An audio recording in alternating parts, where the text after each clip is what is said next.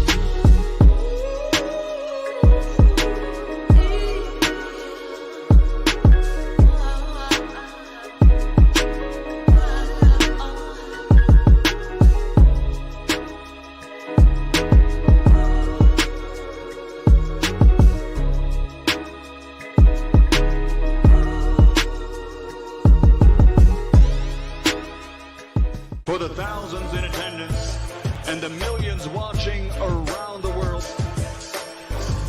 ladies and gentlemen, let's get ready to rumble!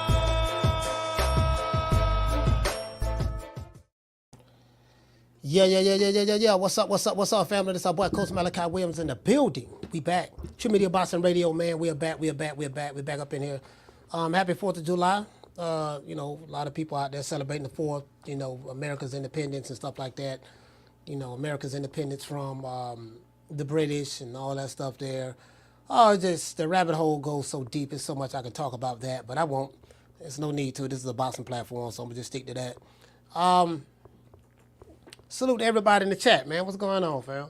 I was contemplating whether I should go live today or not, but I hadn't told myself I'm going to go live today, man. We're not going to be on long. I'm not going to be on long. I will drop the phone lines and let everybody call in. We won't be on that long, but I just want to do a little something. I'm tired, bro. I'm like, I've been working out. I've been working out, boy, like a Hebrew slave, bro. I'm saying, bro, I've been getting it since I came back off of vacation Sunday. I've been doing 2 a days. I've been doing 2 a days, and that shit is, man. I've been doing 2 a days, and I've been doing like hit cardio. So I sprint fast too. You know what I mean? As fast as I possibly can run at this age. Still pretty fast, but at this age, and then I slow it down and I walk, and then I start jogging. I've been doing like, I didn't do it today, of course, and I didn't do it yesterday. Yeah, I've been running like 5 miles a day. That's what I've been doing. Because I've been doing 2 a day. So I run 2.5 miles the first part of the day in the morning, and then 12 o'clock I go back to the gym and I lift, do my dips, pull up, stuff like that, what I'm gonna do, triceps or biceps or squats or whatever, and then I do another 2.5 miles on the treadmill. You get what I'm saying? So yeah, man. So me running outside, it's like my damn shins hurting. I was like, damn, I'm sore, but I feel a whole lot better than I first did. When I first started. Shout out to the natural. He say, man, I can run more like 2 and walk maybe 2. I mean, you got to build up. You get what I'm saying? Shout out to Daniel Agnew. What do you say, fam? He say for Shakur, if he performs well, he should get credit. If he stinks up the place again, then he won't. I don't know, man. I think Shakur, regardless of what, Daniel, Shakur has to perform.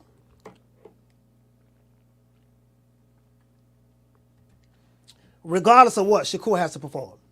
The natural say, how were those sprints? The sprints was good, fam. Whole lot better today than it was when I started back doing it. When I started back doing them, it's a whole lot better today than it was when I started back doing it. My body kind of like, he say, Coach, you run on cement? Yep, run on cement. Run on cement and treadmill. Shout out to Kiki. Kiki, what's going on? Kiki, what's going on? Detroit, stand up. Detroit versus everybody. Hey, that's Tony Harrison right there. Tony Harrison, man. Detroit versus everybody, baby. You know what I mean? It's Detroit versus everybody, man. It is what it is, you know. Shit, one of my favorite ministers come out of Detroit, man. Minister Norman Muhammad. Norman Muhammad taught me a lot. What you say? Lewis say if Tank got credit for Frank, he definitely should get credit because they are the same level fighter. You know what? You're right about that. You know, you got a point on that. Frank Martin and Artem are the same level fighters. Frank Martin and Artem fought each other. They're pretty much on the same level. You know what I agree with that. They're the same level. Frank Martin and Artem is, Frank Martin and Artem is pretty much neck and neck. I saw that fight. They pretty much neck and neck. I agree with that. Shout out to Sosa. Sosa Capalot. Salute to you, fam. Yeah, man. L. Harvey, salute to you, brother. Tony he say Shakur got to get a stop after De Los Santos' performance. Yeah, I totally agree with that, Tony. Shakur has to stop this guy. He has to stop this guy. Now, I will say this, Tony. Even if he stops him, he's not going to get the credit. Because, you're not going to get credit for doing what they're going to say you should have done. Let's just be honest. It's not going to be a bunch of people shaking their pom-poms saying, yay, man, Shakur, stop this dude. They're not going to do that.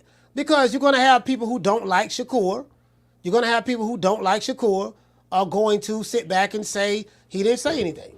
He didn't do nothing. So I gotta be honest on that. You know what I mean? I have to be honest on that. But regardless of what people say, this level of competition, Shakur has to stop this guy. He can't go 12 rounds with him like Frank Martin did. He can't do that. You know what I mean? So he can't do that. He can't go 12 rounds with him like Frank Martin did. He can't do that. So, it is what it is. So if Shakur do that, then he has no choice. Because at this point, he's going to be a free agent. You know what I mean? And what he say to Natural, he say Artem told Shakur he smells good. Man be gooning. Yeah, I mean, Artem understand what it is. Artem know what it is. Artem hasn't fought in a year. Artem know that he's food. He's being fed to Shakur. And Artem wants the money, of course. And Shakur, this is his last fight on Top Rank. So, this is a last fight going out the door. Here you go. Top Rank didn't have to put up a lot of money for this fight. Give Shakur his $3 million minimum for this fight. And after this, Shakur free agent, he can go where he want to go. I don't think no one at Top Rank got so many good young guys over there that I remember I was talking to Carl Moretti. Shout out to Carl Moretti. He was like, man, he said we got the best young talent in boxing. We got the most. He said we got the most talented. We got the what did he say? We have the most young talented fighters in boxing. And we have the best. Because we saw Keyshawn Davis, we saw my main man Abdullah Mason. It was like a card full of young guys fought on the Teofimo Lopez card.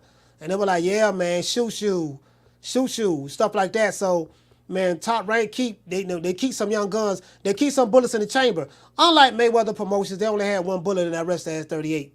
They only had one bullet in that 38. So, it is what it is. To be honest with you, that's all they had. They had one bullet in that 38. But I know a lot of people celebrating with their families right now, 4th of July, whatever. They probably barbecuing and stuff like that. I have a barbecue I'm going to tomorrow, so, have a barbecue I'm going to tomorrow.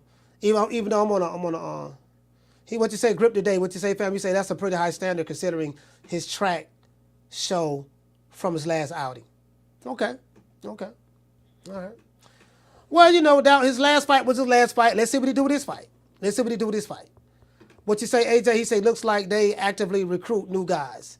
No, it's just that when you are an established promotional company like a Top Rank, and you got to look at how many legacy fighters fought on Top Rank. Like people say what they want to say, right? People say what they want to say, but let's see. Let's go here. You know what? I need to do that. That's what I need to do. Let's see.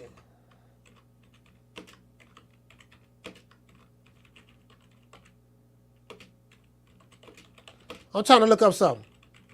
I'm trying to look up something, guys.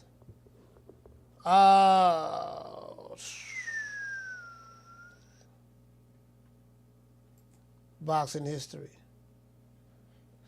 Yeah, I gotta look at. I'm trying to look up something, bro. Like top rank has got a history of having just Hall of Fame fighters. Like I would like to look at how many Hall of Fame fighters that top rank produce. It's a lot of them. It's a lot of them. You get what I'm saying? It's a lot of them. So, for real though.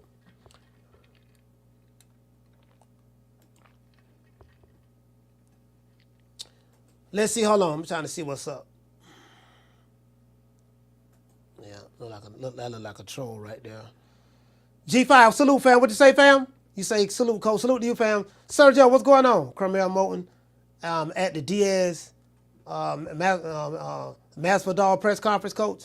I thought Mayweather was promoting him. Carmel Moulton? I don't know, fam. As far as I know, he's a Mayweather Promotions fighter, but I have no idea, fam. I really have no idea. We do know that Mayweather Promotions website is down. So, and there was an announcement. That Floyd put out where they let go Booger Ray Leonard. They let Booger Ray go. So apparently, and they hired Richard Schaefer. So Richard Schaefer is still, he's the new CEO of Mayweather Promotions. So I would assume that what Mayweather Promotions are doing, they're revamping. I would assume that they're revamping right now. Shout out to my brother Reggie Owens, Boston Reggie Owens, salute, fam. I would assume that they're revamping right now, more than likely. He got to get a real company. Shout out to G5. Shout out to L. Harvey. You know what? He's going to have to get a real company. Not just my name is on it. I got a company with my name on it. They're going to have to get a real company. A real CEO that can recruit multiple fighters.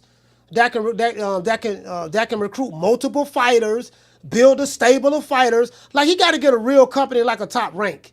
And that's what Floyd can hate on Bob all he wants, but the fact of the matter is you ain't got no real promotional company. You don't.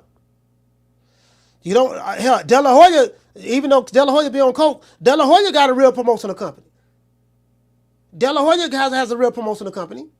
So Matchroom has a real promotional company. Like Mayweather don't have a real company. You have to have some fighters, and you have to have fight dates, and you have to have deals negotiated with networks and stuff like that. Mayweather don't have that.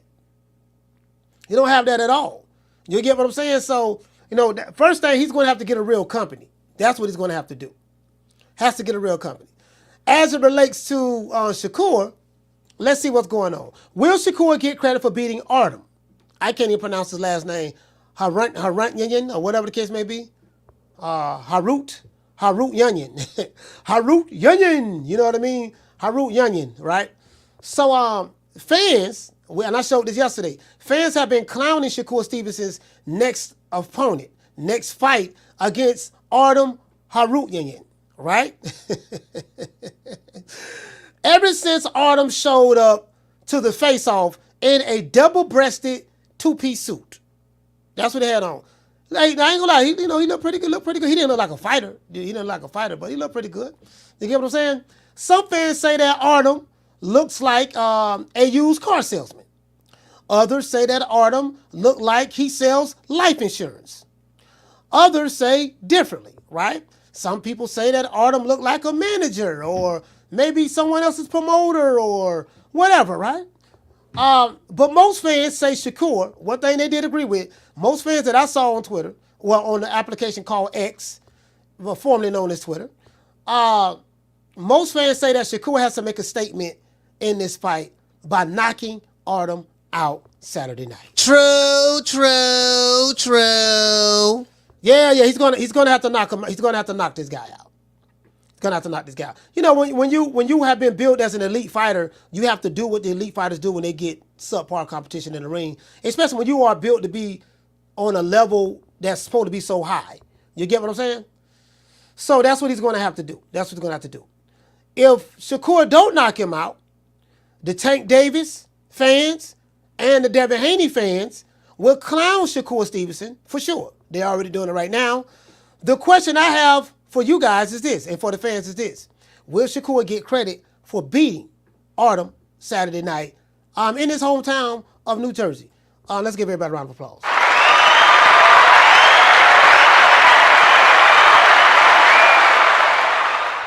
Shout out to Bruce Gas in the building. What you say, Reg? You say Floyd has to put his ego aside and bring in a business to run his company, a businessman, I guess, to run his company for it to be successful, and he needs to mature. Hey, Reg, I don't know if you know this, but Floyd is doing just that. He's hired Richard Schaefer. Richard Schaefer was the former president of Golden Boy Promotions. And Richard Schaefer, you remember when Richard Schaefer was over there with Golden Boy? Al Heyman was over there working with them, with Golden Boy. What's the guy name that used to be over Showtime? He was the president, but he was an attorney. He was the attorney over there. Stephen Espinosa was Golden Boy's attorney over there. Tom Brown. Remember, all of them worked for Oscar over there at Golden Boy. And then Oscar wasn't handling his business. He was on coke. Wasn't handling his business, man. And Richard Schaefer and Al Heyman worked something out with Richard Schaefer, and he stole all his fighters. When Oscar came back from his coke bins, all his fighters was gone, except a couple. You get what I'm saying? So, yeah, man. Except a couple. So that's what it is. So that's what happened. So Richard Schaefer is over there. They love Richard Schaefer. Because, you know what? Because, hell, if it wasn't for Richard Schaefer, you probably wouldn't have been able to have a PBC right now from a fighter standpoint. Richard Schaefer, even though he was working for Golden Boy, but he double-crossed Oscar. He did that. He did that. Shout out to Willie Scott. He said, yes, if Shakur stands in the pocket and beats Artem the same way he did Yoshino, Shakur would get credit. Yeah, you know what, Willie?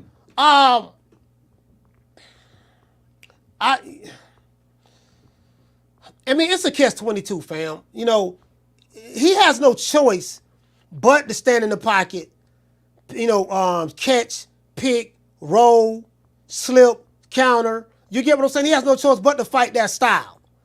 The style he fought, he's going to have to fight. He's going to have to fight front foot dominant, and he's going to have to fight the opposite of the style he fought his last fight. So I do agree with that. Now, whether he's going to get credit or not, I have no idea. You know, I don't think so, because the same people who hate Devin Haney, hate Shakur Stevenson, are Devin Haney fans and Tank Davis fans. They are going to be the ones who are going to be clowning him and stuff like that, and yada yada yada. You know what I mean? All three of those groups take turns clowning each other. So that's what it is. You get what I'm saying? So you got people who don't like Shakur, and as I said before, and I learned this a long time ago, and it's something that my mother taught me. She says, son, when somebody don't like you, there's nothing that you can do to make them like you. So since there's nothing that you can do to make them like you, don't be trying to please people. Don't be trying to please people. Never go out of your way to try to please people who don't like you in the first goddamn place. Now, as it relates to Shakur in boxing, these boxers, they want to be loved by the fans. I know this for a fact. I done been to many different cities. I done talked to several different boxers. You guys look at my catalog. I have several interviews with different fighters throughout the years, and promoters and stuff. Well, not promoters, but managers and trainers and stuff like that. And these fighters want to be loved.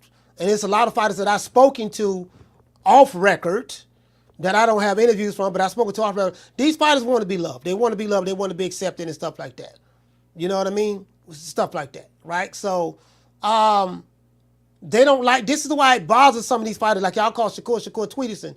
You'll see fighters, a lot of these young fighters, they be online all the time tweeting and stuff, unless you're Abdullah Mason. Abdullah Mason is not on that. Abdullah Mason, you're not going to see him tweeting. You're not going to see him doing any of that stuff, right? Abdullah Mason is all about business. I love that young kid, man. I love that young brother. Abdullah Mason, that's my little young brother, man. I love that dude, man.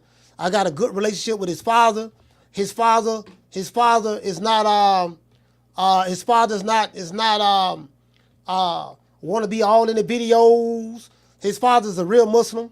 He really practices, like when he took his Shahada, he was dead serious. I've been around that brother. He's not joking. Valiant Mason is all business. And his sons are pretty much just like him. His sons are just like him. When they talk to you, they look you dead in your eyes when they talk to you. They out of they out of Cleveland? I think they out of Cleveland. They out of Cleveland. When they talk to you, they look you dead in your eyeballs. That's how they talk to you. Abdullah Mason is so mature for his age. He's so mature for his age. It's like, bro, like I really want that brother to. Abdullah might be one of those fighters. He's not going to have to do a whole lot of talking in order to get the love and support from the fans. He's not going to have to, like, Tank really don't talk.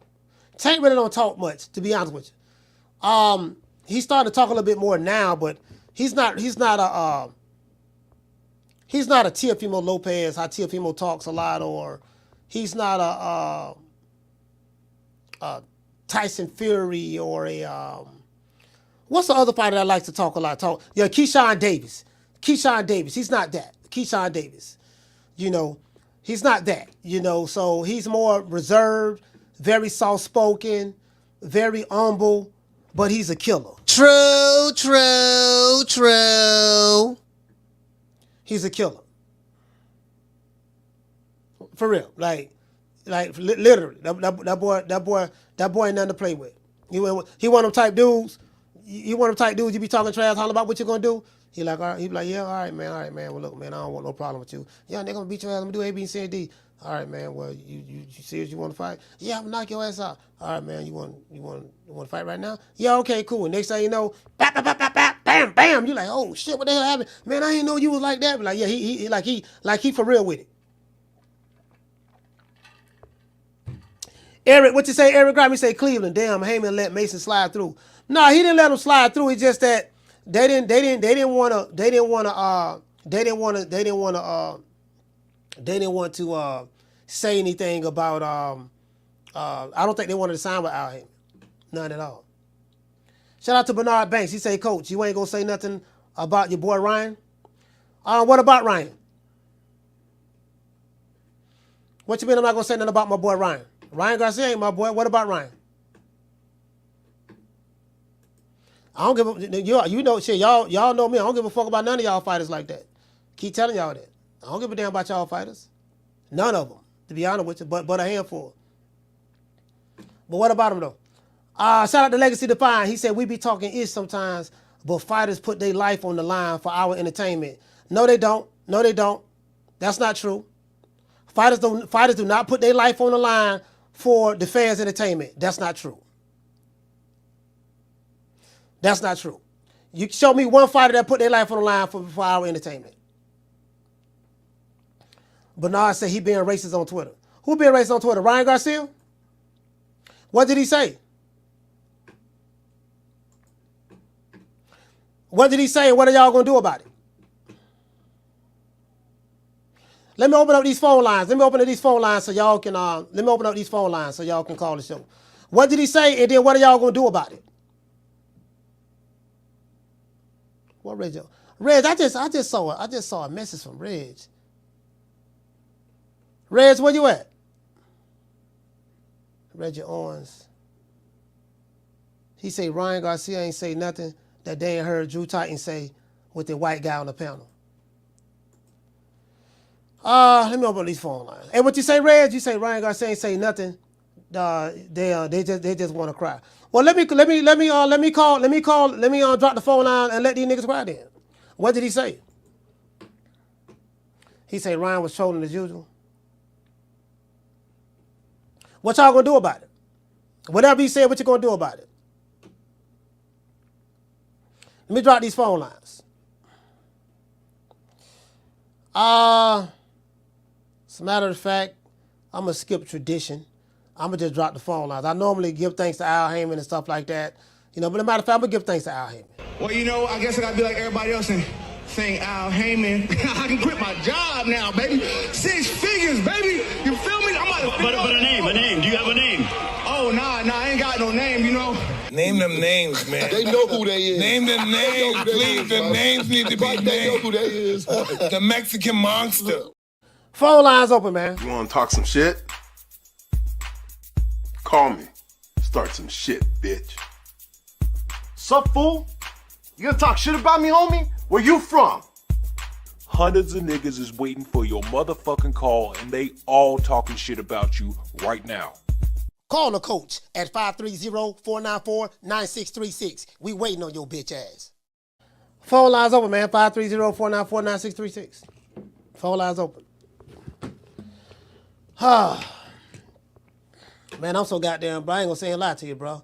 Like, Shakur gonna have to do something. He gonna have to do something this this fight. He gonna have to do something. You get what I'm saying? He's gonna have to. Shout out to Miss Felicia Williams. She said, I just call him an idiot and keep scrolling while he keeps trolling. Yeah, I don't know what he said. What you say, Hitman? You say don't care about George Floyd. Okay. Skinny Black say, coach, he said F George Floyd. Okay. So what y'all gonna do?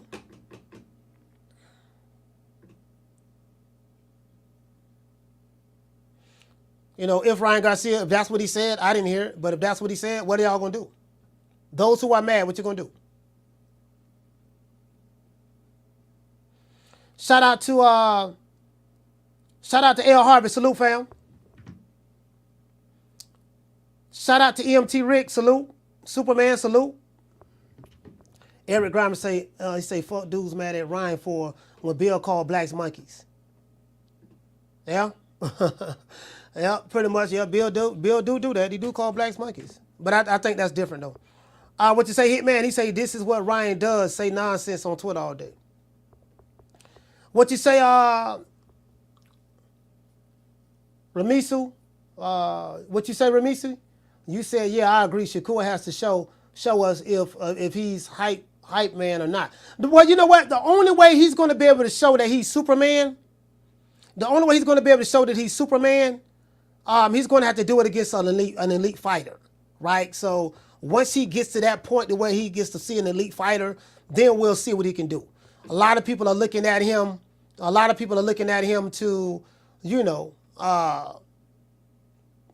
Shakur's problem. This is another thing with Shakur, because he got people like Andre Ward, Hall of Famer, and retired Hall of Famer, and Terrence Crawford giving him the stamp of approval. So, you know, they're like, okay, when you got guys like that giving you the stamp of approval, and I think that's what made Shakur last fight bad. I don't know if you remember this, Reg, but when Shakur had his last fight, he had Andre Ward on his left side, and he had Terrence Crawford on his right side, and they was walking him to the ring. And then they showed in the locker room, you had Floyd Mayweather, Andre Ward, Terrence Crawford, and Shakur Stevenson take a picture together. So he's with the greats and all this stuff there, and all of those guys are undefeated.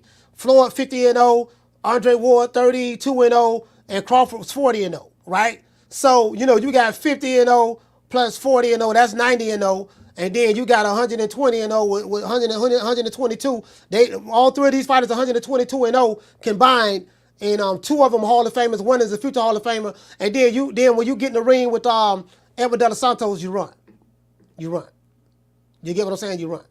You know what I mean? So that's what messed him up. That's what messed him up, fam. He said, I'm looking for Shakur to show me something tonight. No, Shakur don't fight tonight. He fights Saturday, right? Yeah, he don't fight tonight. He fights Saturday. Yeah, he fights Saturday, fam. Let me see. Yeah, I don't think he fight tonight. Fight Saturday. Let me see. Yeah.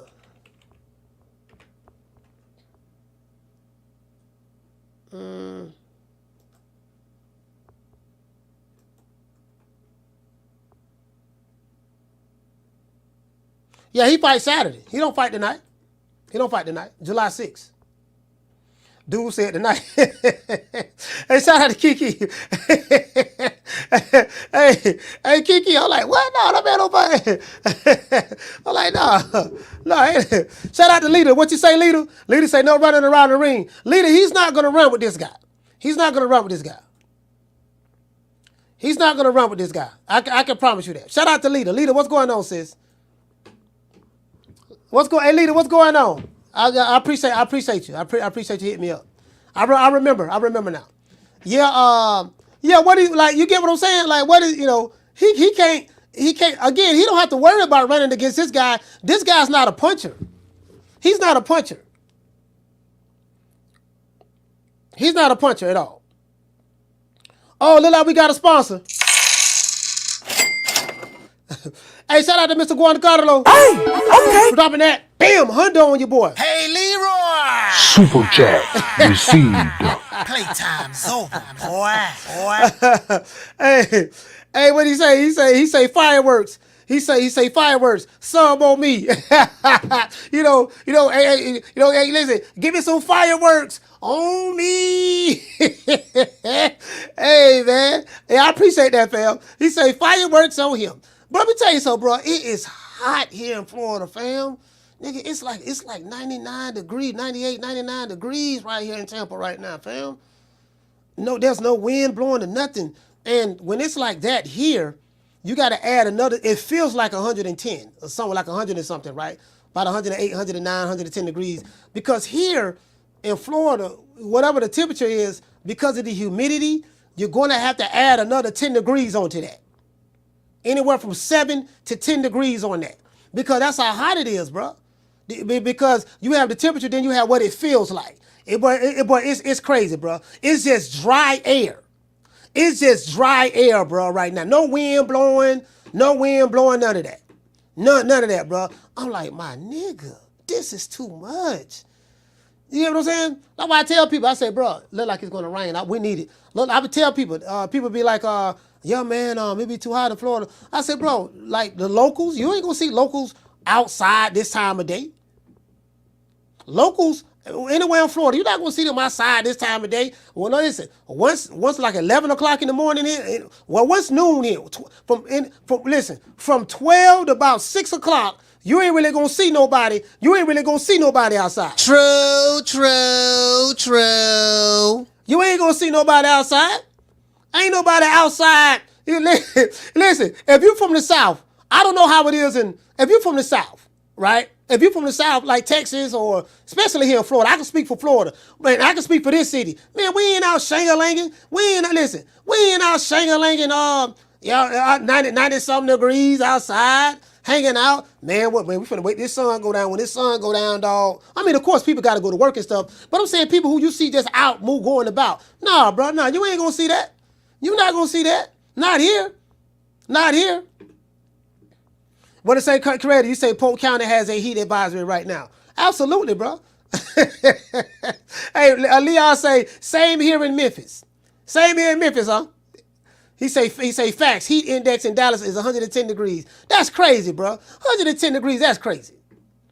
What you say? No Cap said, you lucky, coach. It's cold as F with tiny bit of sun in the UK. You know what? I can't deal with the cold, though. The cold, shout out to Kiki. Listen, the cold, bro. It's something about that cold weather, fam. I do not like. Boy, I can adjust to it, but man, I done been to Chicago. I done been to Detroit. I've been to Detroit and Chicago in February. Let that sink in. You know, Michigan is right by that lake. What that? Hey, Kiki, what's the name of that lake that y'all buy? What's the name of that lake that y'all buy, Kiki? Michigan and Chicago. Both of y'all buy a lake. What's the name of that lake? Man, bro, listen, the wind be blowing so hard. We call it that Hulk. Man, that Hulk outside, boy. You don't want to go outside with that Hulk. What did you say, Michael? You say it's 115 in Arizona today. Yeah, Lake Michigan. That's it, Lake Michigan. But this the thing, though, in the West, though. It could be hot in the West, but when the nighttime fall, it dropped 30, 35 degrees. I used to live in L.A. It'll get, listen, I've been to Vegas on multiple occasions. In Vegas, hell, bro, it could be like 80 something. And then at nighttime, it's cold. It don't drop down, it don't drop 30 degrees, bro. Now that's cold for Florida. You know, I'm like, man, it don't do that. It don't do that in Florida. It don't do that in Florida. At all. It don't do that in Florida, bro. Like, it's like 98 degrees here. By the time 6:30, 7 o'clock roll around, it's going to be about 80. It's going to probably be about 80 something. You get what I'm saying? By the time nightfall, it's going to be about 79 or something like that. That's it, bro. True. Yeah, that's it, bro. That's it. Now, if it rains, it's going to be cooler. If it rains, you're going to see the steam coming up from the street because it's so hot. When it rains, you're going to see steam coming up from the roads. You get what I'm saying? So, yeah, man. I'd rather deal with that West Coast heat. I can deal with that because at least at night it's gonna drop 30 degrees and cool off. Man, but it be miserable here, fam.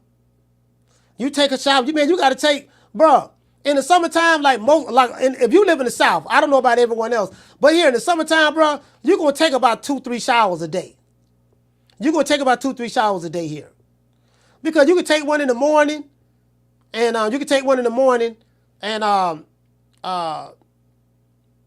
go outside, do what you're gonna do, and you feel hot and sticky when you come back. So you gotta take a shower. Right? And then if you have to go back out again, let's say in the evening time or something, it's still gonna be hot and humid, right? And then once you stay out there so long, when you come back, you gotta take another shower. True. He said that humidity got it in the South.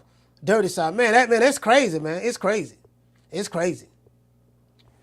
Julio, what you say? You say daytime 100 degrees, night 70. Yeah, man, that's crazy, bro. It's crazy.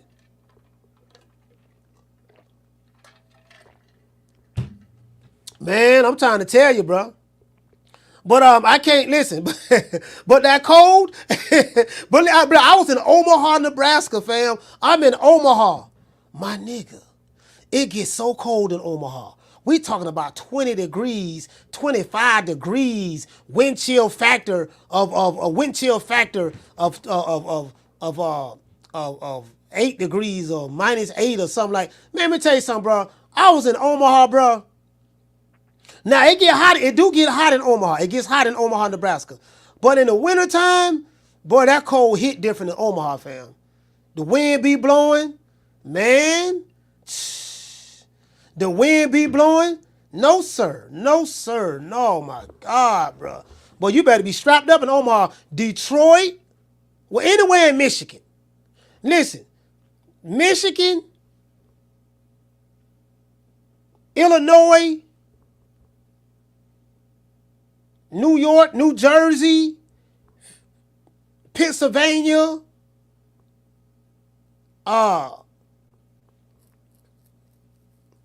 Montana. I don't know. Y'all know about the Midwest. Y'all ever been to Montana? One of my favorite states in America. Montana's probably might be my favorite state right now. Montana, South Dakota, West Dakota. Man, shit. Yeah, Ohio. Absolutely, Ohio. Oh man, it get brutal in Ohio. Yeah, I love this. I love this. Akira, what you say? You say, why Montana? Man, I've been to Montana, man. Montana, the air is so clean, fam. The air is so clean in Montana. It's so peaceful and tranquil. When I was riding through Montana, right, the buffaloes. I stayed like a couple of days in Montana, right. I saw buffaloes. Like the land in Montana looks beautiful. You know, Montana, I think that's what Yogi Bear from Yellowstone Park at. Yellowstone Park is in Montana, right? But Montana is beautiful. Literally. I say, man, I would just love. I say, I gotta take it. I'm gonna take a vacation, go to Montana, just to smoke some weed. True. I need to find me old Indian reservation and say, look here, man, I need to get on the peace pipe, dog. I need to get on the peace pipe. What's happening? You know what I mean? You know, I need to get on the find me old peace pipe. What's happening? I just want to go there just to I'm gonna bring my own good green. Y'all know me. I stay strapped. I stay strapped to good green. I'm gonna bring my own good green, and I'm gonna come here, and I'm gonna come there, man. I just want to smoke. The sky looks so clear, dog. At night, the stars look so clear and bright. I'm trying to tell you, bro. Y'all, listen. You don't hear a lot, but listen. You don't hear no black man talk about Montana. I'm the only one y'all heard talk about Montana, bro. I'm telling you, bro. Listen, Montana nice, bro. Montana nice. I'm telling you. Now it ain't. It's not the city. It's the opposite of the city. It's the opposite of the city. So if you're from New York and stuff like that, you probably, if you, it's not L.A. It's not none of that. It's just peace. It's just peaceful. I'm telling you, bro. He said, y'all think this heat bad? It's the cold that gets you. Yeah, I mean, yeah, I'm not. Yeah, listen, I'd rather deal with the heat than the cold any day of the week. Yeah, man. Yeah, any day of the week. I'd rather deal with this heat because, I'm from here. If you're from up north, then you're used to the cold. We can't listen. If anything below 60 in Florida is cold. Anything below 60 in Florida is cold. If it get like 55, 50, Lord, boy, if it get 50, you'll see. Hey,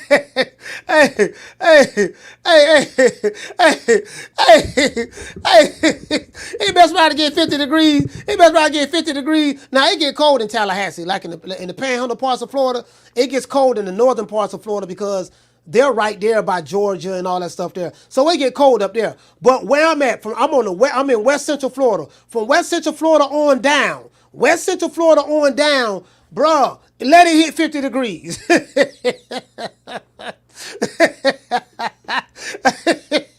But listen, from now the northern Florida, it get cold. Panama City, Tallahassee, Duval County, Jacksonville, they get cold up there. They get cold up there, right? But in the wintertime, it gets cold. Like, we really don't have a real winter here. Winter is like, now we had a winter this year. It was kind of cold this year, which was crazy for us. But then Miami, it really don't get cold. If you live in Miami, it ain't never cold in Miami. It's never cold. Bruh, it could be February. It could be December. It doesn't matter. It never really get cold in Miami. Now, it may dip down to 50. It may hit a 48 one day. Everybody, but listen, let it. But if it mess around and hit 50 degrees, it's a wrap. True. Man, we coming outside with thermals, long johns, socks, bomber jackets. I got a bomber jacket. Bro, I bought a bomber jacket when I went to Vegas in February. I said, I'm going to take my bomber jacket. It's going to be cold. So I bought 2 jackets for the sole purposes of, okay, I'm going to travel. It's going to be cold. Man, I went to L.A., it wasn't even cold. When I went to Vegas, it wasn't even cold, bro. And I realized I didn't even really need it. I mean, it was cool, but I didn't really need it because I stayed at the MGM Hotel.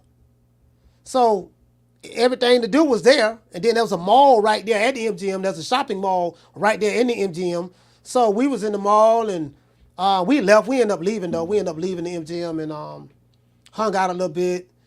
And we went to Hardeen's dispensary, and I shot a video in there. Y'all remember when I shot the video in there and I had the red bucket hat and I was around there bouncing around, singing a little Boosie, bouncing around and you know what I mean? But I was feeling good. That day. Shout out to Teach. Teach, what's going on, fam? He said 55, the low for golfing weather around here. Okay. All right. Shout out to George Venasio. He said, Coach, Canelo, them just hit everyone with their curveball. Belanga out now. Canelo versus Eubank Jr. is in negotiations. Oh, yeah? He said that's why a lot of old people retire in Florida, the warm weather. Absolutely. People come down here to Florida. When they come to retire, they come to I'm finna tell you where they go at. They go to Sarasota, Manatee County. They go to cities like Sarasota, Florida, Bradenton, Florida, right here on the Gulf. They're gonna go on the Gulf, or they're gonna go somewhere on the Atlantic. Or they're gonna go to the Palm Beaches, West Palm Beach. They're gonna go to Palm Beach. That's what a lot of the old retirees, we call them the snowbirds. They'll move from New York, they'll move from up north, they'll come to Florida and retire and to live the rest of their days right here and retire. They're gonna go on the East Coast, on the Palm Beaches. I would say they go to Miami, but Miami is very, very expensive. But they're gonna go anywhere from South Florida, now all that South Florida area. Palm Beach County, Broward County, Dade County. So they're gonna go there on the East Coast. They're gonna go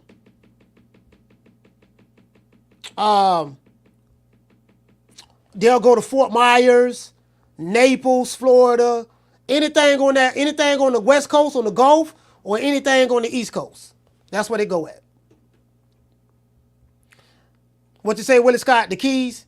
They might go to the Keys. I never been to the Keys, so I never been to the Keys. But they probably go to the Keys too, more than likely. It never get cold in the Keys. You can forget that. There's no such thing as the winter down there. No such thing as the winter down there. What you say, Tita say, but we have the beauty of all 4 seasons here in Omaha. The trees change colors in the fall. It's beautiful. Shout out to the Nigerian Nightmare. He said, I live in Port Richey and Lakeland. I like Florida. Yeah, Port Richey and Lakeland, yeah. They'll go to Clearwater. They'll go to St. Pete. They'll go over there. St. Port Richey. They'll go to St. Port Richey. Oh, no, Port St. Richey or something like that. No, Port St. Richey. Yeah, Port St. Richey. They'll go there. They'll go just anywhere on the Gulf and anywhere on the East Coast. That's where they go retire at. He said hurricane state. Yep, Florida's a hurricane state. It is. Hurricane state. But we don't get hurricanes all the time. We don't get them like that. It's more hype from the news media than anything. But when we get them, we get them. You know what I mean? Now, South Florida's more prone to hurricanes. Like there's a hurricane out right now going right to Texas right now. It tore up Jamaica. It's on its way to Texas right now. Hurricane right now. Yeah, Boca Raton. Yeah, Boca Raton. Absolutely. He said, y'all don't know heat till you've been to Louisiana in July. Yeah. I mean, just anywhere in the South, bro. Like, yeah, anywhere in the South, fam. Louisiana, Texas. Yeah, that's South brutal, fam. Florida, Mississippi, Alabama, Tennessee. But it'll get cold. It'll get cold there though. It'll get cold there. So, yeah, man. Caller, what's your name? Where you calling from? Hey, what's up, Coach? Happy 4th. This Coach Eddie from the ATL. What's happening, brother? Coach Eddie, what's going on, my brother? Talk to me. That much, brother. I seen you out there getting it in this morning, man, representing for the 50 and up crew, man. You 50, right, Coach? Yeah, I'm 50, man. Representing for the old folks, man. Hey, that's good, though, bro. You getting out there running and doing your lifts and everything, man. Hey, a lot of young cats can't do that, man. You know what I'm saying? So, yeah, you doing real good, Coach.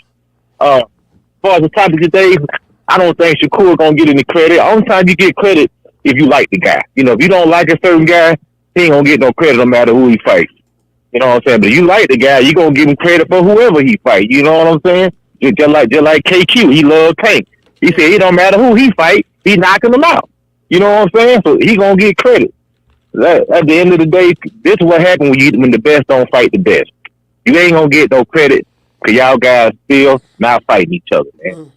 You know what I'm saying? And all this 4 Kings stuff. How can you nominate somebody as a 4 King when they ain't fought each other? That's one thing that the 4 Kings did. They actually fought each other more than once. Yeah. You know what I'm saying? More than once, man. And but you know what, Coach? Kind of want to touch on the Ryan. No, go ahead. No. I'm gonna let you go. Go ahead, Coach. No, I'm gonna break your thought. Go ahead, Coach. No, the thing is, the mainstream media is the one that came with that 4 King stuff. They did that, but that's crazy. But go ahead, fam. Yeah, and kind of wanted to touch on, what got everybody up and on about the Ryan Garcia thing, man, which is, hey, you have that right. As a person, you have the right to get angry and upset with whatever you want to get upset with or not to get upset. He running around, using the N-word, calling people, black people the N-word and stuff. And, one thing Ryan Garcia is... Ryan Garcia called Ryan... When you say calling him the N-word, what did he say? Yeah. He on Twitter or Instagram, whatever. One of them papers talking about he love N-words or F N-words and F George Floyd. He just using the N-word. He caught saying it. He's saying it verbally. Using the N-word. So he about to learn. He's not a regular citizen. You know what I'm saying? If he was a pundit on ESPN, or if he was a head coach for a university or a college or NFL team, he would get fired.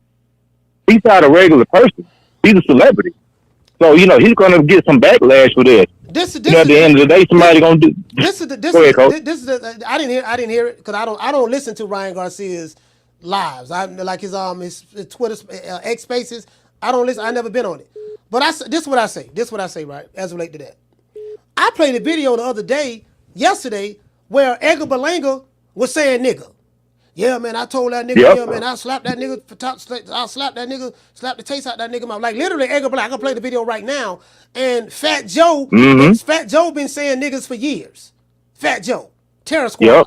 You know, making niggas lean back, this and that, and yada, yada, yada, yada, yada. So I'm like, dude, again, I didn't hear what Ryan Garcia said, but I'm like, what was that outrage for Edgar Berlanga? Like literally, Edgar Berlanga just said it. and where's the outrage for Fat Joe and all these other dudes? So again, man, I mean, people have a right to feel they want to feel about it. If you don't like Ryan Garcia, you think he racist or whatever, you have a right to feel that way. I don't give a fuck either way. Yeah, like I said, at the end of the day, you know, he got a platform, he got a big following, and whatever he says, you know, it's gonna have weight. Now, if whatever backlash he received, you know, he about to find out. You know what I'm saying? He thought it was cool. He about to find out whether it was cool or not. And as far as like Fat Joe and my man, I think for some reason we always gave Puerto Ricans a pass. I mean, this ain't something new. Even when Hector Camacho said, you remember when Hector Camacho said the same thing. They're like, I guess for whatever reason, Puerto Ricans always got a pass. You know, because it's just, I don't know, maybe it's a cultural thing or something. Or maybe a lot of Puerto Ricans. I know Mexicans that say nigga in LA right now, in LA, in Texas. Like, you get what I'm saying? Like, so I'm trying to figure. Oh yeah. I'm trying to. I guess where I'm lost at is, okay. Again, I didn't hear the context in which what Ryan said, so I'm like, okay, what are y'all gonna do? What are y'all gonna do about it? Yeah, and that's the thing. The only thing they can do about it, they can try to form a united front and try to tear his platform down. That's the only thing they can do about it. You know what I'm saying? And that's what happened. Are they gonna do the same thing for Fat Joe? Are they gonna do the same thing for DJ Khaled? Are they gonna do the same thing for Edgar Berlanga? No, they ain't gonna. No, you know they ain't gonna do that, Coach. You know they gonna come after whoever they don't like. You know what I'm saying? And that's what it is. That's the space that we live in. They don't like you. They're gonna hold your feet to the fire. Are they gonna do the same thing for Bill Haney? So that's my thing. My thing is this here. However people feel about what any of these guys say, if you want to get outraged about it, there's nothing wrong with that. If you want to get outraged, well, what are you going to do about it? Because since I've been online in years, I've been out here and I've been doing this shit a long time, Coach Eddie. You know, what I notice on social media, it's gonna be a whole lot of talking and tweeting and they're going to say this and say that, but no one's going to do anything. No one's going to do it. It's not going to be nothing done. That's it. I know this for a fact. So that's what you're going. If you don't like what Ryan Garcia said, what you going to do about it? Yeah, I mean, like I said, I guess we'll see what happens. You know, some people out there, you know, they trying to bring some notoriety to it or put some eyes on it. They probably trying to damage his brand or something. You know, so. And you can do anything. You know, we in USA, man. So a lot of time, man, even this little bodyguard, if he was smart, he can get him a check out of it. You know what I'm saying? You can say Ryan creating a hostile work environment or something. You can get paid for anything in the United States. You get the right lawyer, man. But let me look this up. What did he say? I'm on X right now. What did he say exactly? Yeah, you gotta look it up, man. It's all over the place. I think he said something about he loved N-words, and he said F George Floyd. So he said he just kept saying. So he said he loved niggas. Yeah, he said that. Then he said F George Floyd. What's racist about him saying I love niggas? What's wrong with that? I guess they don't want him using the word, Coach. They don't want him using the word. And me personally, I don't use the word. You know what I'm saying? And like I say, for him, if Ryan Garcia was using that word, if I was around, I would tell him not to use it. You know, and that's just me. And I always been like that. Mm-hmm. You know what I'm saying? And I you know, a lot of times, like, if I know people, you know what I'm saying? It just, I don't know, it's just one of them words. You know how it is, Coach? It's just one of them words, man. You know, it's like, it's just a touchy subject. You know what I'm saying? Touch it with whom, though? Since I've been online, I've been called all kind of shit. Bitch ass nigga, coon. Yeah. And I see I'm gonna do A, B, C, and D. Like, touch it at whom? Like, yeah. You know, I've been hearing blacks calling each other monkeys online. So since I've been on, you know, other races say other stuff, nationalities. So I'm like touchy. It's like I'm lost, fam. It seemed like it's selective outrage to me. I'm just saying to me. You know what I mean? My personal opinion. One thing about Coach Malachi, I do not conform to what the crowd says.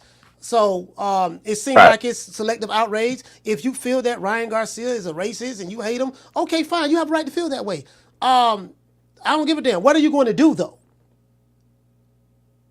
That's where I'm at. Yeah. What are you going to do? Because you ain't do nothing to Fat Joe. You damn sure ain't doing nothing to DJ Khaled. And you ain't said nothing to Edgar Berlanga.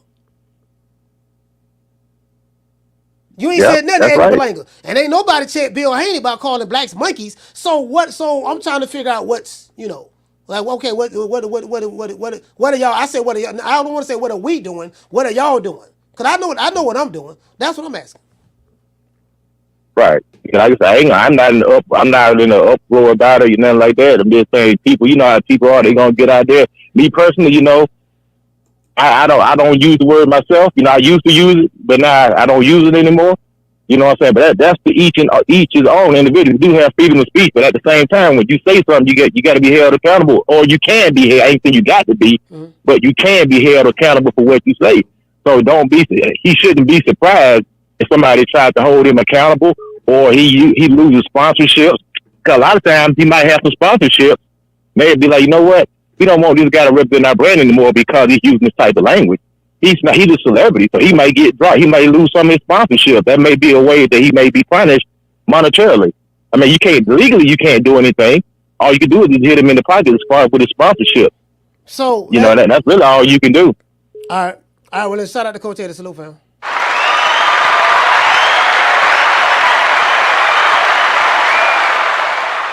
Yeah, what y'all gonna do about it? Caller, what's your name? Where you calling from? Martin from Oakland. Martin from Oakland, talk to me. Yeah, Coach. I was calling regarding, the topic of the day, the whole Shakur get the record. He's in against this. Martin, I can't hear you, fam. Your phone is went out. I can't hear it all. Martin, are you still there? Yeah. Can you hear me? Yeah, I can hear you now. Go ahead. Yeah. No, I was saying about Shakur, how much credit he's going to get if he beats this Artem guy. And I was looking all over the place. Ring Magazine, ESPN, Box Rec, all four sanctioning bodies. The only ones that have this Artem guy ranked is WBC, and they got him number 7. Rec goes all the way up to 25. He's not even on there. So it's like, how much credit can you get a guy, for beating a guy whose claim to fame is, he put on a good showing against Frank Martin. Frank Martin just got dusted by Tank. Before that, his best win was Michelle Rivera. Meanwhile, you got all these other guys that I could see getting credit for fighting. Zepeda's fighting tonight, but they're not fighting. Zepeda's number 1 on all 4 sanctioning bodies. He should have fought him, And the thing is Shakur willing to make those fights, make the sacrifice to make those fights, take a pay cut, or is he just going to call people out? And when they don't, give to whatever terms and conditions he puts up, he's going to use the excuse. Well, I called them out. They didn't want to fight me. It's like, man, it takes 2 to tango. If you want that name on your resume, you got to do what it takes to get him up in there. So I don't think he's going to get that much recognition, especially if he runs. Even just for a second, people are going to be like, see, here we go again. He has to go in there. It's slick, make this guy miss. And, I mean, I don't see him knocking him out because he has less than a 50% knockout ratio. But if he goes head up with this dude and shows just how slick he is, if he is, in fact, that slick, then he should get some recognition. But he's the number 1 guy at light heavyweight. I mean, not light heavyweight, but lightweight. Okay. All right, listen, man. Salute to you. Shout out to Martin from Oakland. Salute, fam. His phone kept going on.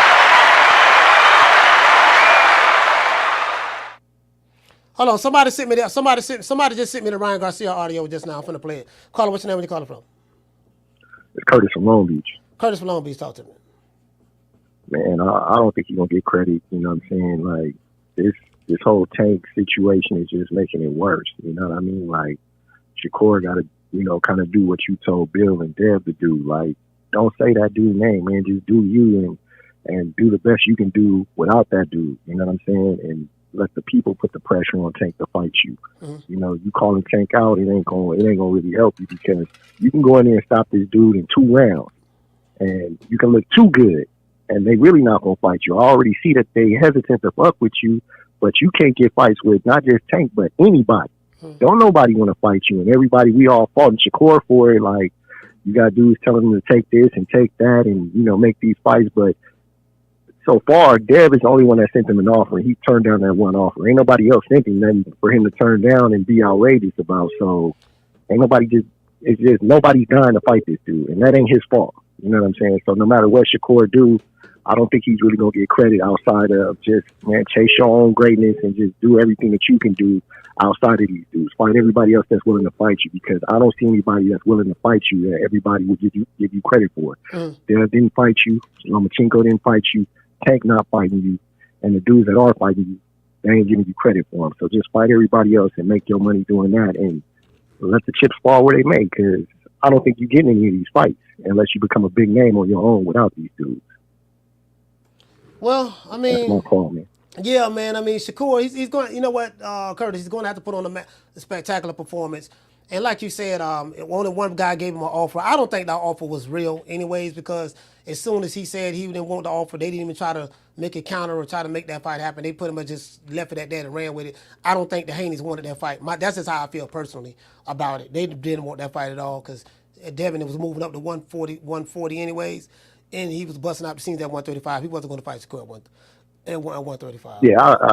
Yeah, I don't believe it either, because they said the only way they would stand at 135 is if they fought Tank. And then on top of that, Dev got to be your prime example of why you're not going to get that Tank fighting Lomachenko as well. Tank has been in the same weight class with those dudes for 4 years plus, and he never fought either one of them. So what makes you different? Both of them dudes was excellent boxers and had advantages that Tank didn't want to fuck with. And you got, you know what I mean? You worse than them because you move a lot and you're an excellent boxer.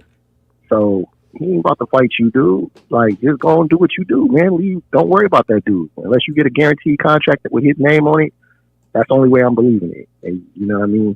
That's it, man. All right. Well, shout out to Curtis from Long Beach. Salute for him.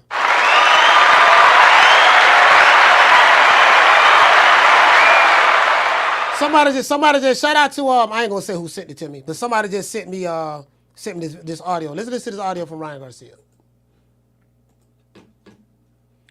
Let's see.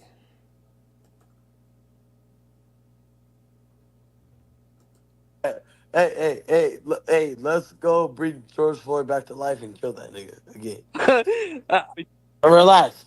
Let me go in on these niggas. What's up? Hey, niggers. Okay.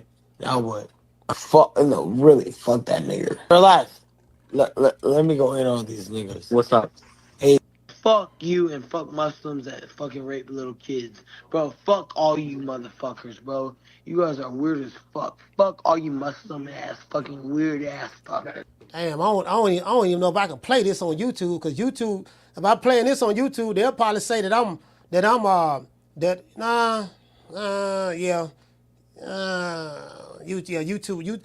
might flag me for this one. You're gonna regret saying all of this when you Guess what? I will never be touched because I'm with God. I'm with Jesus. Oh my God, you're an idiot, right? Nico regrets what he says and think Ryan gonna regret what he said. I won't. I'm not regretting it. I swear to God, I'm not. I've never been touched in my life. Hey, let's go bring George Floyd back to life. So he sound like he's drunk, slurring and everything. He sound like he's drunk. Somebody sent me something on Kid Austin, Pop Schofield as well. He said, "What the fuck did Ryan say?" He said, "It's on when I see this." Relax. Let me go in on these niggas. What's up? Hey, niggers. Okay. Now what? I'm not fuck mad. That other nigga though.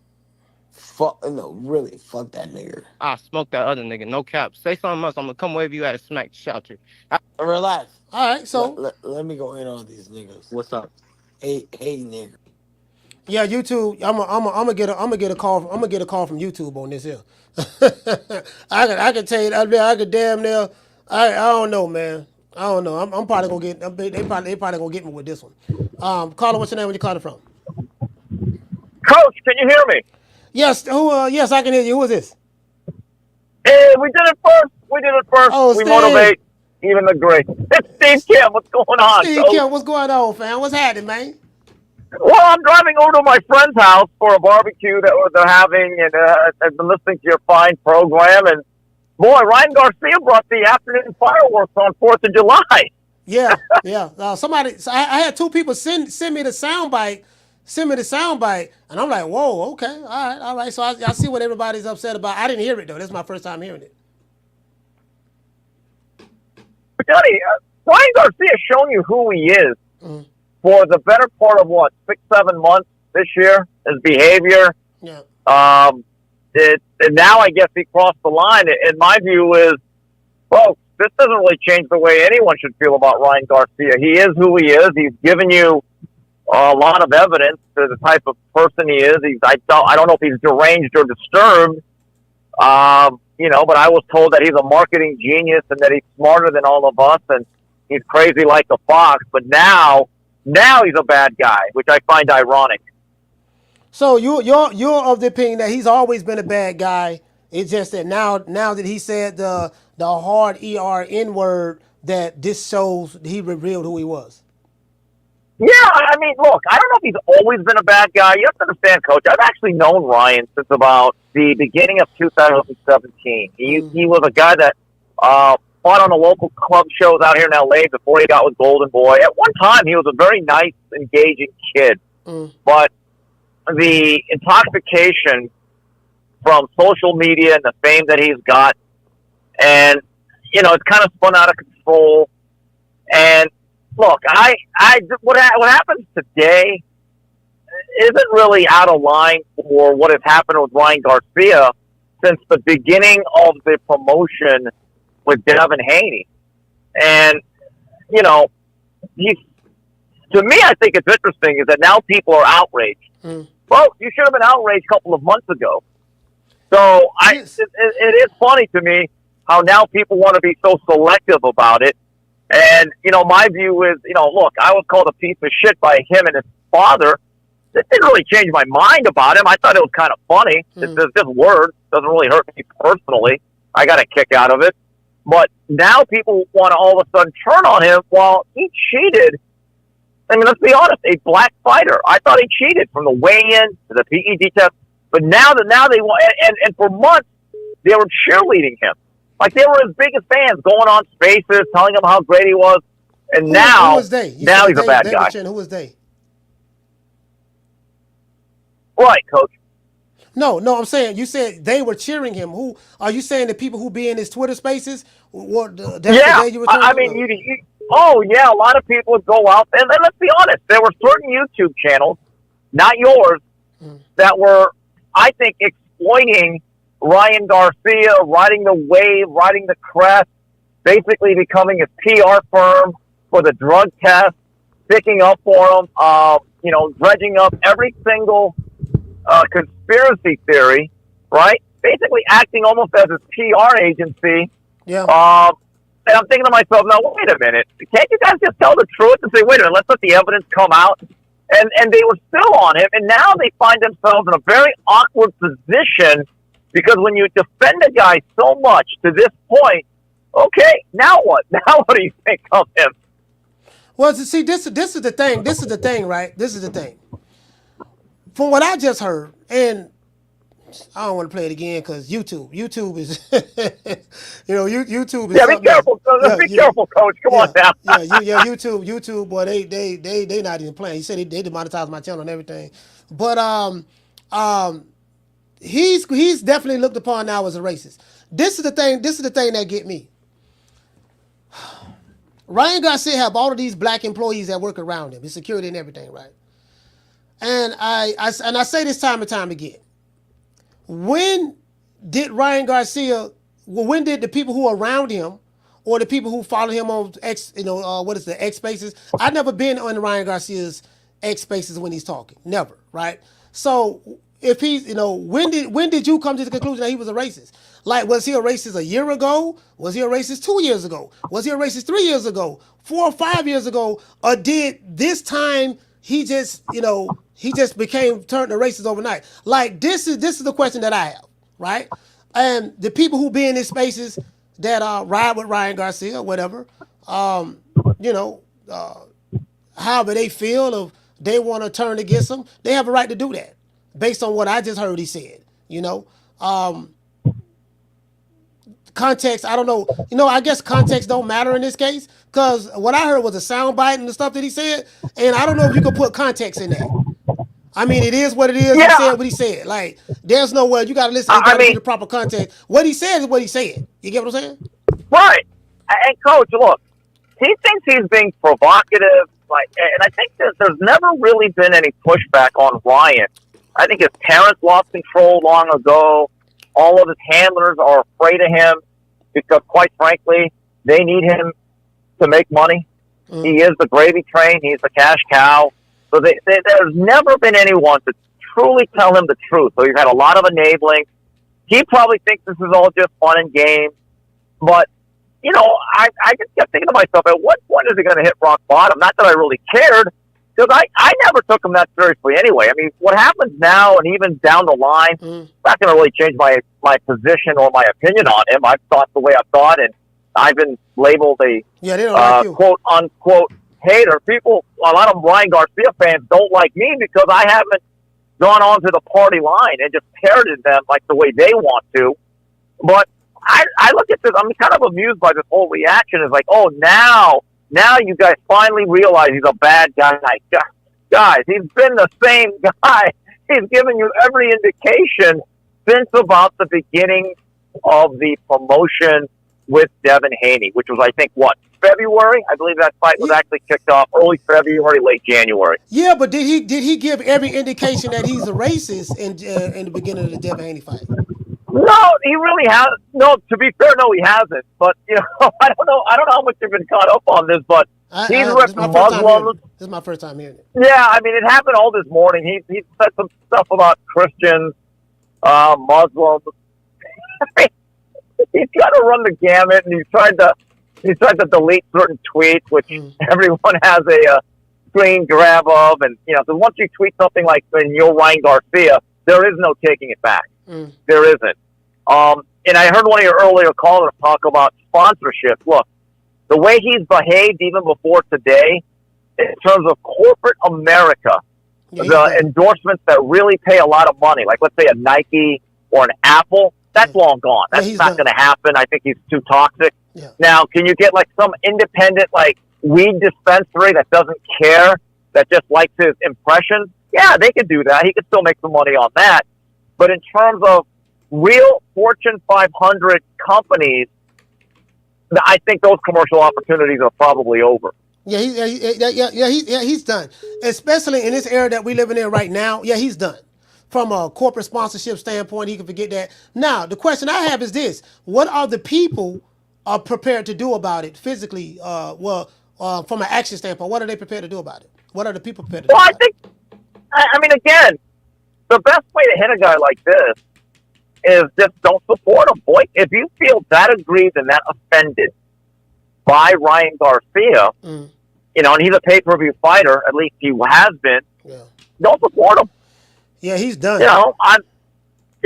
He's done. I mean, he's done. But Coach, boxing fans, they're very, very forgiving in a sense that you could say, I'm never going to watch one of these guys fight, or I don't like this guy. But all of a sudden, you make a big blockbuster fight, and they're the first ones to throw it right out the window. I don't think boxing fans have, and they're not supposed to be fair, a strong ethical or moral foundation. This is boxing we're talking about. So, I do think a lot of, I will give Ishe Smith credit. Ishe, from the beginning, has called out Ryan. from the big, never made excuses for him, and you could say that Ishai's been obsessed or Ishai's gone too far. But Ishii has never actually said, well, he's just promoting the fight or that he's just marketing or that he's smart. I give Ishii credit in a sense that he has been consistent. I think a lot of people defended Ryan Garcia. What did Ishii say? Ishii basically has been saying for the last 4 or 5 months, this guy needs help. He's a bad guy. Yeah. And he's taking a hard line on it. Here's my belief, Coach, and I'm not branding anyone a bad person. We all do things for whatever reason. In my view, a lot of the people that stuck up for Ryan did so because it was beneficial to their bottom line, whether in terms of getting his audience, having a good relationship with him and his father so they could bring him on the show and they get better views. So from a commercial standpoint, Ryan was valuable. So a lot of these people were afraid to push back on Ryan because they wanted to make sure that they had good access towards him. He'd come on their shows, they'd do their interviews. And so they were compromised in a sense. Yeah, pretty much. I mean, you know, I do this social media stuff, and you pretty much know how it goes. It's the bottom line business. If I can get certain interviews, I get the views. I get the more views I get, the more ad revenues I get paid, super chat, stuff like that. So that's pretty much what it is. That's the YouTube game. You want to get the clicks, the views, the headlines. To get certain people on there. Boop, bop, bam. So you're right about that. You're definitely right about that. You're definitely right about that. That's how that works. So anyway, that's how that works on YouTube. I've been enjoying your show. I'm just driving out here on a beautiful Southern California afternoon, and then Saturday I'll be going out to the Williams Zepeda fight in Ontario, and then I'll be DVRing the Shakur Stevenson fight, which looks like the swan song with Tom Frank, and then Shakur's going to hit free agency. Hey man, so I got to get you back on for that when he hit free agency. Like what with his? I want to see him sign with PBC, and the reason why is because I'm gonna tell you why. The reason why is because if he feels that Bob Arum, he said some things on Twitter. Well, Bob Arum don't really like black fighters and stuff like that. So if he feels that way, I would like to see him go sign with Al Heyman, so he don't have to dealing with a white promoter that don't like black fighters. He's dealing with a brother, a black man, and he can get rid of that, and he can get the type of money that he wants. I'm anxious to see what he does after free agency. Well, Coach, keep this in mind. Shakur's current deal, which now runs out on Saturday, pays him a minimum of $3 million. So he's in the upper level in terms of what fighters are getting paid. It's not like everyone gets paid $25, $30 million. That's simply not true. Right. And if you recall this, and I spoke to Bob Arum about 3.5 months ago, Top Rank offered Shakur an extension, a 5-fight extension, which with the same minimum guarantee. Now that's a minimum. That means that's the starting point. And if there's a fight that comes up that's more valuable, you can actually get more than the minimum. And I don't know if people realize this, but 5 out of the last 6 fights that Terrence Crawford had with Top Rank, he was paid above his minimum of $3.5 million, all the way up to $6 million against Sean Porter, which ended up being his last bout with Top Rank. That's true. I thought it was really interesting that they declined the offer, understanding or not understanding the current market. It's not like 2018 when everyone was getting these blank checks because the Zone and Matchroom, they were signing a lot of people to big money like Danny Roman, Demetrius Andre, which meant everyone else had to re-sign their own fighters for perhaps more money than they were worth. That's really not happening right now in 2024. My understanding is, and I got this from a very good source, Coach, that a couple of weeks ago when Top Rank was in New York for that show with Bruce Carrington and Xander Zayas, representatives of Top Rank actually met with Arum to try to circle back and say, hey, do you still want to work together? And I believe that there's a good portion of the Top Rank company that does not want to deal with Shakur Stevenson anymore. They've had it, and they think it's time to just depart. But that's not saying that James Prince, who has a very good relationship with Bob Arum for years and has other fighters like Abdullah Mason in his stable, couldn't repair that. But I just think, to me, right now, it does not seem like they're going to reunite after this fight. So what is his options? Where do you think he's going to go? Well, Eddie Hearn, I saw an interview that Eddie Hearn did recently. And look, it's easy for a promoter that doesn't have a fighter to say, well, I would have promoted him differently. Well, yeah, I mean, it's easy to say that. You have no financial responsibility. But Eddie Hearn has made it clear that he would be interested, and he doesn't think that Bob did the optimal job of promoting Shakur, although I think they've gotten as far as you can with Shakur. He makes a lot of money. He draws pretty well at Newark. He's done decent television ratings, and he's won 3 major world titles. Sometimes Shakur himself has to look in the mirror and say, you know what, I've not exactly been the most promotable guy either. I think this is two ways, some of the blame here. Yeah. But I just wonder, is Shakur and his management going to regret turning down the $3 million minimum for the next 5 fights? And I think Eddie Hearn told Arum that, man, you're paying him a lot of money. I would never pay him that much. Yeah, you know what? So there you go. And let's face it. No, go ahead, Steve. Sorry about that. Go ahead, Coach. No, go ahead. No, and you know, I think the Zone learned their lesson when they was overpaying fighters in the past. I don't think they're going to do that anymore. So, and I think the market is adjusting itself, and they, you know, like, you got to pay like you weigh at the end of the day. So Eddie Hearn's saying all the right things, but you know, Shakur's probably going to want about $4 or $5 million a fight, whatever. And are y'all willing to take on that financial responsibility? We're going to see. Yeah, and Coach, you know what really did not help Shakur's case, and again, I understand he might have been injured, but I was at that De Los Santos fight last November in Las Vegas. It was not a great fight. And for a fighter that wants to, A, attract more of a mainstream audience, B, entice the other fighters, namely Tank Davis, to fight him, and 3, to have Top Rank re-sign him to a big deal or go into the open market as the hottest free agent, that night, I don't want to say it was disastrous for him, but it certainly was not the night that he needed. And then, you know, look, some of the stuff that Shakur tweets, it does not help his cause, Coach. You know which ones I'm talking about. Yeah. And I think a lot of these young fighters today, Teofimo gets himself into trouble with that. Even Tank, he has to delete a lot of tweets. Yeah. I think sometimes these fighters are better off not really bearing their feelings out to the rest of the world on social media. Yeah. And, you know, and I'm going to say this before I let you go, Steve, because I know you got to go to the barbecue. But another thing that I think hurt him, he didn't get back in the ring and get another fight. Yes. Coach, he fought in November. Yeah. Think about that. He fought, I think, a week before Thanksgiving, right? That was 8 months ago. My viewpoint would have been, if I'm running Shakur's career, I would have told Bob, can you get us back by March or April? Because we want to get the stench of that last performance off. It's just a bad night, but we want to come right back. And think about it, Coach. If he fights, and we're now into July, are we sure he's going to actually fight this year again?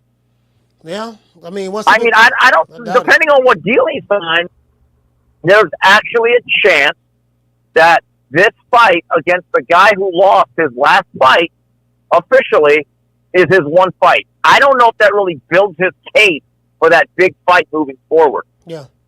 You're right about that. Steve, man, thank you so much for calling the show, brother. And let everybody know how to get in contact with you.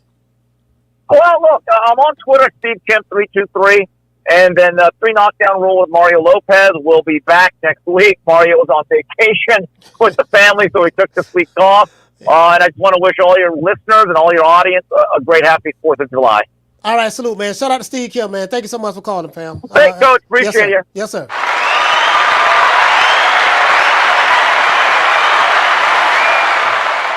Yeah, man. I'm anxious to see, like, you know what, he made some valid points. I'm anxious to see what, you know, once Shakur become a free agent, who he gonna go to? Who will he run to? You get what I'm saying? Me, I'm tell you, I'm dead serious about this. I want to see Shakur go to top rank. Go to PBC. I want Shakur to go to the PBC. Because if you go to the PBC, then he don't have to worry about dealing with the white promoter that he feel don't like black fighters. He can deal with the black man, Al Heyman. Now the only problem with that won't be is how active will he be? Because a lot of those guys at the PBC, they left the PBC, they went to other promotional companies. Those guys sitting on the shelf, they're not active. Anything outside of a Tank Davis, if your name ain't Tank Davis, you're not going to be active over there like that. So anything outside of Tank Davis, you might be sitting on the shelf. Carla, hold on. And if you are looking to land that Tank Davis fight, you're going to have to wait until Tank decides to fight you. So if Tank, Carla, hold on. If Tank don't decide to fight you now, then what are you going to do until then? So it's going to be the same dilemma. If you can't, Pitbull is at 140. If you can't get the other guys in the ring with you because everybody's trying to fight Tank, then what are you going to do? Because you're not going to get Tank until Tank decides he wants to fight you. So it's going to be the same dilemma, no matter where he goes at, in my opinion. Unless Eddie Hearn can convince him to say, hey, mate, come on over here to the Mets room and I'll pay you what you want, $5 million. He was getting paid a $3 million minimum at Top Rank, but don't worry, I'll give you a $5 million minimum over here. And, we can't, because Eddie Hearn don't have a track record of getting certain fighters big fights himself. Hell, Eddie Hearn had Demetrius Andrade over there, but he had Daniel Jacobs over there too. Daniel Jacobs was able to get the Canelo fight and the Triple G fight. But Andrade wasn't able to get none of those big fights. So if he go to Matchroom, there's no guarantee he gonna get the big fights over there. So just go to Al Heyman, man. True. Just go to Al Heyman, man. True. Carla, what's your name? Where you calling from? Leo H-Town, Coach H-Town. Leo from H-Town, talk to me. Man, happy 4th of July, first of all, Coach. Man, yes, Coach, I don't know what Shakur is gonna do, man. After this fight, like you said, he's running out of time this year. I mean, the only thing he can is to plan to try to unify with what's his name, with Blakovic or Belchevich, whatever his name is, and then unifies with Loma. Then he could hopefully get Tank in an undisputed match, and that'd be enticing enough for Tank to want to fight him undisputed. But shit, that still don't put him fighting Tank till next year, mid-year. Yeah, that's again, it's going to be based on what Tank decide to do. It ain't no guarantee he's going to get Tank. Yeah. Tank may stall him out. His other avenue to move back down, but I don't know if he can still make the way he was struggling, or he's going to have to move up to 140 and then test his skills against Teal and them. He don't want to fight Keyshawn. They're best friends. They're running out of opponents. They have to fight. You're gonna have to fight somebody. These guys, they got these friendships with each other that they don't want to fight this guy. They want to stall this guy out. Then they stall people out together. It's not the way it used to be where everybody wants to be number one. Their goal to be one. Everybody wants to shine together. I don't know what's going on. And then the whole Ryan thing, Coach, that live that they're on, man, that live, every time they're on that live, it's racial slur, F word, B, racial slur, SMD. Man, those are retarded, man. I don't know what's going on with them kids on that live. And that's all those black, white, and Hispanic kids on that live just saying the dumbest shit, man. I don't know, man. Ryan needs to get away from them people. I don't know who they're using his name, to get views and listens on their lives. And I don't know, man. They need to send that boy to rehab. So that boy is crashing out all the way, man. And I hate to see it, but that's the truth.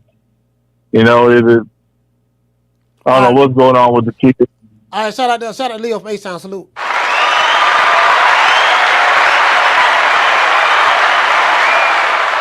Ryan Garcia is a grown ass man. He's held accountable to his own. He's held accountable for his own actions. I don't think no one needs to cap for Ryan Garcia. If you say it with your chest, you got to deal with what come with it. So my thing is, I'm the type of person like this here, right? This is the type of guy I am. I'm not the crying, complaining type guy. I'm the type of guy, I'm an action taker. Okay, what are you going to do? if you're not prepared to do what it's going to take in order to get the job done, then don't come to me.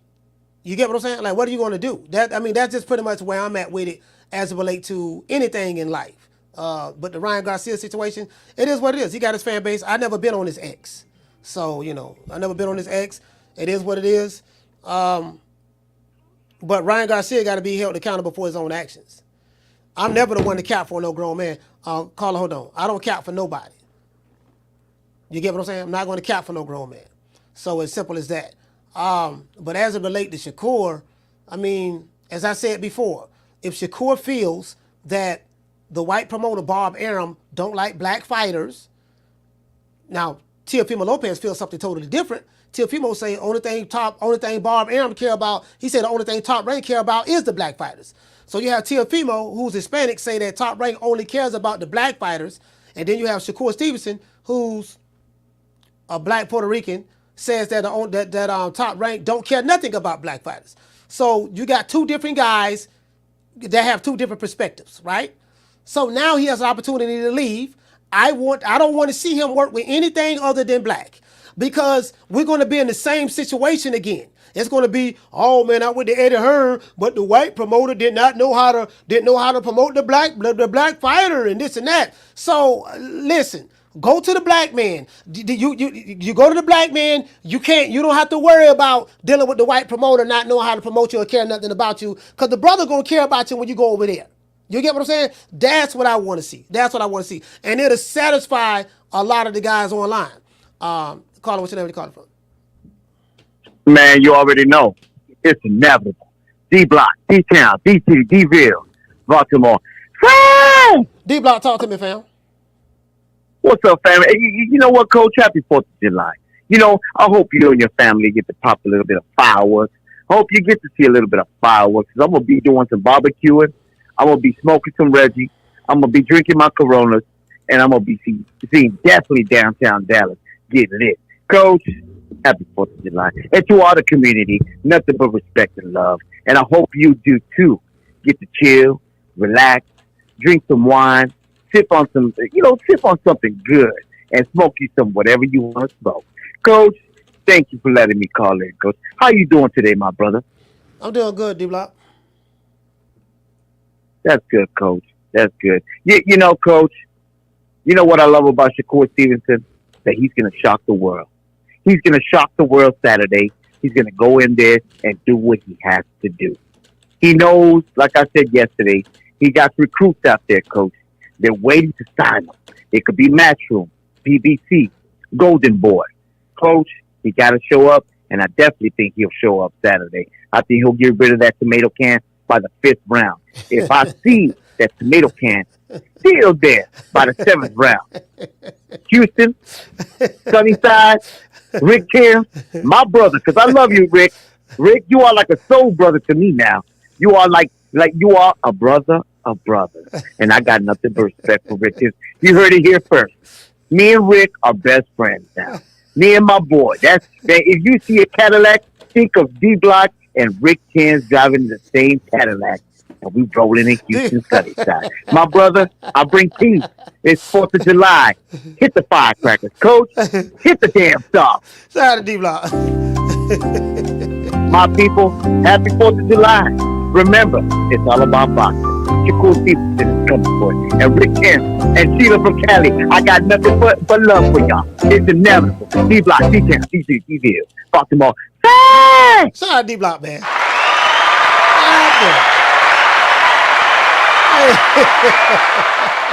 Hey, the Nigerian Nightmare say he don't want no smoke. Somebody in the chat say D-Block is taking ducking to another level. True. Somebody in the chat say, man, D-Block is taking this ducking stuff to another level. Goddamn D-Block. Now, I am the #1 contender. I'm tired of James the Poodle, Grim Reaper, whatever you want to call himself, ducking me. All right, I'm tired of man driving around town in 8 Rolls Royces. He ain't fought nobody. I'm still in a bro-hand. Yeah, man, say D-Block. Shout out to D-Block. Hey, I'm trying to tell you, boy. Hey.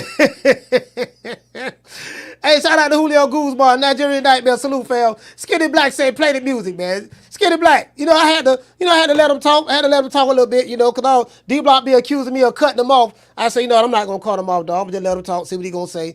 I've been trying to be a little bit patient with the Jeopardy music. Sometimes some people you gotta what, dog. 5 minutes I went by, you still talking. I'm trying to get them to wrap it up, like land the plane, bring it home. You get what I'm saying? Shout out to Moeezy. Moeezy, what's going on, sis? Yeah, man. Hey, I had went to the mall. I went to the mall and bought me some new shoes, man. I got some new shoes I bought. We're gonna be doing some shooting some more scenes Sunday for the movie. Things are going real well. I got a lot of hard work I'm doing, man, with my nonprofit organization. My nonprofit I'm starting. Well, I started it already, but filing for the 501c3. Waiting for a reply back and all that stuff there, man. I got a lot of stuff I'm doing, man. Starting the foundation for my mother. And yeah, man, I got a lot of stuff I'm doing, man. I'm so focused on the things that I'm trying to do. You gotta understand, dog, like when you get my age, you don't have that much time left, right? You kind of like on the second half of life. I ain't got time to be bullshitting. I'm trying not to waste any energy, any time on anything that's non-productive. If it ain't involving no money and I'm accomplishing my goals, what I need to do, I'm not interested in it. I'm just being honest with you. That's me. That's just me. I tell anybody that. Anybody close to me who know me, whatever, dog, these are all I have a goal I'm trying to reach, and I'm dead focused on that. And I'm not going to let nothing or nobody deter me from that which I'm trying to accomplish. That's not going to happen. Anything outside of what I got going on that's positive, I give 25 fucks about. I don't. Because it's counterproductive to what I'm trying to accomplish. Shout out to Stephanie. He said, hey, coach, Shakur might just need a short-term deal, 1-2 fights, maybe do a promotional deal with Floyd or start his own promotional company. I mean, he can start, this is the thing, stepping every time. He can start his own promotional company, fam, but let's just be real.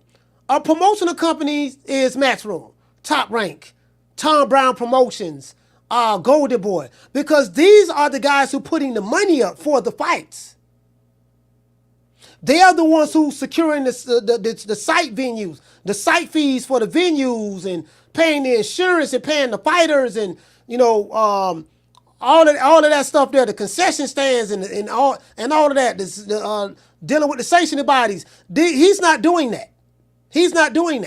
So he can start his own. Promotional company, but yet and still he's still going to have to need to partner with the white promoters who have the relationships with the networks. This is why Devin Haney has to partner up with Eddie Hearn. He can't do it by himself. They don't have the wherewithal, the knowledge, or the connections, or the finances to do it. So it sounds good, but they're always going to have to hook up with the Top Rank, hook up with the Matchroom, hook up with the PBC or Tom Brown. That's just what it is. That's just what it is, fam. That's just what it is. He ain't putting his money up for his fights. It's always gonna be like that. All they do holler about their own bosses. No, but you listen. That it's always gonna be like that. These dudes ain't putting their stuff up. Listen. I just want to see him go to the PBC. Because it checks the color box. I want to see him go to the PBC. It checks the color box. You get what I'm saying? Now, it might not be the best move for his career, but hey, I don't care nothing about that. It checks the color box. For those, for those who in that lane. You know what I mean? Shout out to Moeezy. Moeezy, what's going on, sis? Going over there to Al, sit on the shelf, because that's probably what's gonna happen. And wait and until Tank decide to choose who to fight next, you're gonna have to do something. If he go over there, will he be complaining? Absolutely. But sometimes these fools gotta see Sometimes you got to show these fools what it really is. When I say these fools, I'm talking about those who participate in certain politics. No matter how much you see it, they forget so quick. So now let them go on over there. That'll satisfy that. That'll satisfy that. And then what they're going to start doing, they're going to start complaining about that. True, true, true. They're going to start complaining about that. I know these guys very well. They're going to start complaining about that. Man, he just keep on cap, man. He ain't doing that well, man. Man, goddamn, man, this and that, this and that. You know, but you know what? They probably won't complain. They probably won't complain. Shout out to the Martin. He says Shakur only option is going the WBC route and challenge for the 140 belt. Fight mentors because no one is lining up for him. But you know what? That's what he's going to have to find out on his own. That's what it's going to have to be. That's what it's going to have to find out on his own. You know, now that he's a free agent, he's going to have to see. He's going to have to see if he's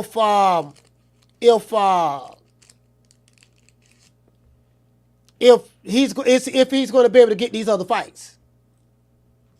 That's what he's going to have to see. Let him go out there on his own, but he's going to have to be the one to put the money up. What you said, Mo? You said you was in a car accident? Oh man, I'm glad you all right, sis. I'm glad you all right. I'm sorry to hear that you was in a car accident. Sorry that you was in a car accident, sis. I'm glad you all right. Shout out to Legacy. He said he don't got to sign. He can just collaborate and make the Tank fight. Well, in order to make the Tank fight, he's going to have to sign something. You get what I'm saying? Like, in any business, there's something that's going to have to be signed. So, you know, that's how that works. When Tank and Ryan Garcia fought each other, there was something that had to be signed. Tank was with Tom Brown and Showtime and PBC, and Ryan Garcia was with Golden Boy in the Zone. So he's going to have to sign something. If he don't have the backing of white dollars,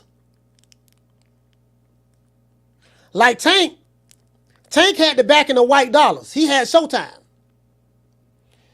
You get what I'm saying? If Shakur's going to need the backing of white dollars. If he don't sign. If he don't sign exclusively to the PBC fam, I think that's what you're talking about. He's going to need the backing of white dollars. Because ain't no fighters putting their money up promote their own fights. You can't get around that. What you say, Robert Digital? You say the Turk will have to make it happen. Turki Al-Sheikh could be an option, but the way Turki Al-Sheikh is rolling and the way the PBC is rolling, they're rolling in opposite directions. So if Turki Al-Sheikh gets involved, it's going to be on Turki Al-Sheikh's terms. It's going to be on Turki Al-Sheikh's terms. You get what I'm saying? The Turki Al-Sheikh gets involved, right? Maybe the revolutionaries out there don't want their fighters to deal with Turki Al-Sheikh. So you know it depends. But if Turki Al-Sheikh gets involved, the fight definitely going down. It's going to go down on his terms. It's going to go down on his terms. Simple as that. So what you say? You say, Coach, you need to get them camo retro 3s coming out. Yeah, I mean, I just bought some shoes today. I hate spending money, dog. I hate spending money, bro. I do not like spending money. Now, I will spend money on business because I'm a businessman. I love spending money on business, doing stuff like that, investing in stuff. You know, I mean, I don't invest in the stock market or nothing, but I'm just saying on a local level. I like, you know, investing in certain things and trying to make my money grow and all that stuff there. I spend money on that. No problem. I spend money on that. But I just hate spending, I don't like spending money just to be for the sake of spending money. You know? But I'm going to, you know, I think I got enough shoes now. That's 2 more pair I want to buy. I want to buy. So I thought I had 4. What did I do with the other joint? Oh, it's right there. I'm like, damn, what the fuck I did with the other joint? No, goddamn, I rolled 4 joints. No, I rolled 4 joints. Shit, I'm sitting there, man. Yeah, man. I'm sitting here, motherfucking, trying to get it right. I changed my smoking patterns too. Like I used to smoke in the morning. I don't smoke in the morning anymore. I get up and run. I've been running, man. I've been running twice a day, 2 days, working out. I've been working out twice a day. Run in the morning, go to the gym in the afternoon, work out, and then I get on the treadmill and do like 3 miles on the treadmill. I probably run like 45 minutes straight on the treadmill at about 4.1 or 4.2 miles per hour. 45 minutes straight. You get what I'm saying? I probably like listen to a replay of my podcast, or I may be listening to the Boxing Voice or somebody podcast, Reggie Owens podcast. I listen to Reggie Owens, Blood Boxing. If he drops something, I listen to somebody podcast, or I listen to the lead attorney. I listen to the lead attorney podcast. When you jogging and you listening to a podcast in the gym and you jogging, but that jog go by fast. True. On that treadmill. On that treadmill, when you watching, and you know what? It's easier. Shout out to VA Money. He say 4.2 ain't bad. Yeah, so I run anywhere between 4.4 miles per hour VA or 4.2, and that's the best I can do. But it's a nice good pace. And running on the treadmill is a lot easier than running on the road. Running on the road is hard, bro. Running on the road is hard. Because it's pounding on your shin muscles, and your heels. Now I have some good shoes, but I gotta get some better. I gotta get some better running shoes, dog. I gotta get some better running shoes. Some better running shoes, man. That's what I'm gonna do, man. I have some good ones. I have some good running shoes, but yeah, man. I've been doing the hit cardio too, VA. I've been doing the hit cardio like sprinting and shit. So I've been doing the sprints. Then I'll walk, and then I'll jog. And then after I jog, I'll cool down and walk. I never stop moving. After I walk till I get my breath, then I hit the sprints again. Like probably like 60 yards. I'm sprinting, and then cool down, walk. Probably walk like another 5 minutes, and then when I cool down, when I get my breathing in order, then I start back jogging again. That's what I've been doing, fam. That's what I've been doing. And what you say New Balance. Great for running, coach. All right, y'all. I'm gonna do that. Yeah, you know what? Hey, Legacy Mindset. I was just in the mall, fam, and the new. I saw a pair of New Balance. Like literally, like I never owned a pair of New Balance, but yeah, that's what I probably need. That's what I probably need to do, fam. What they say, Moise? You say, Coach Ups hit me. So you know what time it is. Coach Ups. Oh, you say, UPS hit you. UPS. Hey, I thought you said Ups. You said UPS. UPS hit you? Oh. True. Okay. More money. Okay, UPS hit you, huh? All right, Hey, listen, okay, well, first of all, I'm happy that you're okay. I'm happy that you're all right. But you sitting there rubbing your hands like the bird, man. Like, yeah, baby boy. Hey, look here, playboy. Check this out. Listen, I was sitting here minding my own business. I didn't ask for this. Hey, boy, let me tell you something. Hey, you said, I don't know what the scene is. I don't know what the scene of the accident looked like, but I say, boy, be motherfucking falling out. You got to get a lawyer. I'll be falling out all on the concrete. Why? Why didn't do nothing? I was just working real hard, trying to take care of my family. That's all I'm trying to do. And he just came out of nowhere and hit me from no man, bro, man. I'm putting no boy. If I, no, you know what? No, I don't want to do that. I don't want to do that because I don't want to. You know what I mean?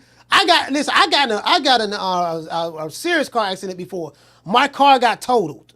I had a Ford Taurus. This is back in '92. The police hit me. This was a Ford Taurus. The police was on their way to do a drug bust. The police van hit me. They wrote me the man that they hit me, knocked my car all the way on the other side of the street. I like crashed into a pole or something. Bro, like my head hit the steering wheel. Man, I got out of the car and walked out. Like, I had a little headache or something, but I was like, man, listen, they wrote me a ticket and drove off. True. Hey, you can't make this up.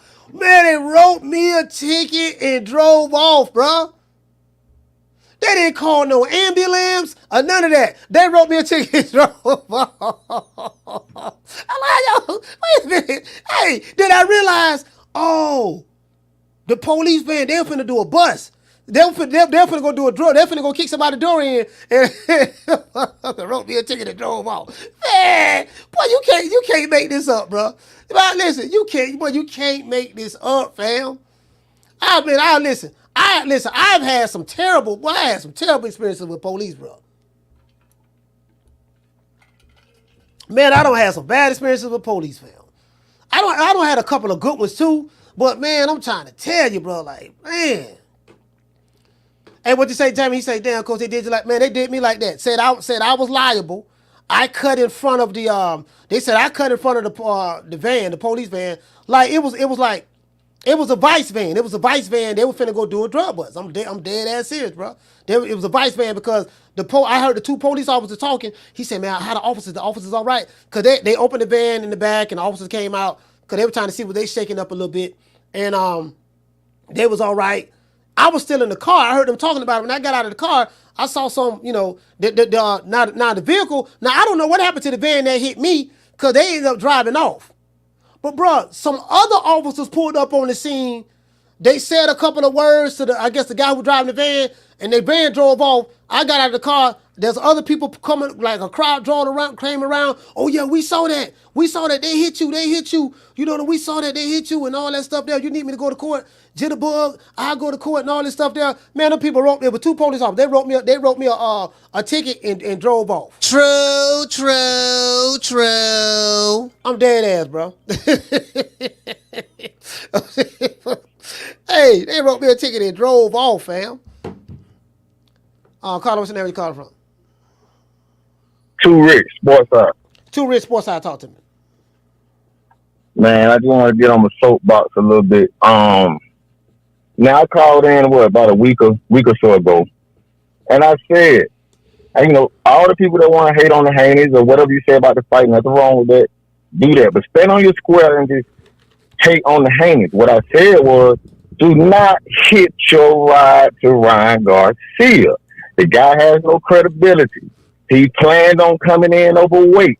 Where in real life or in the streets do we give a pass? No pass. But anyway, a lot of these YouTube channels, they back Ryan just to hate. We know they don't really believe in Ryan. It's just to hate on the Haneys. But they say Ryan was telling the truth and all this case. Then as soon as Ryan come out saying that he sold more than Tank, they went to trying to unhitch their wagon for Ryan all of a sudden his credibility now is in question.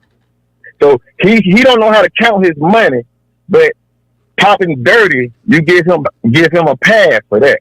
You see what I'm saying? And I said on this channel, I said, I trust a clown to be a clown 100% of the time.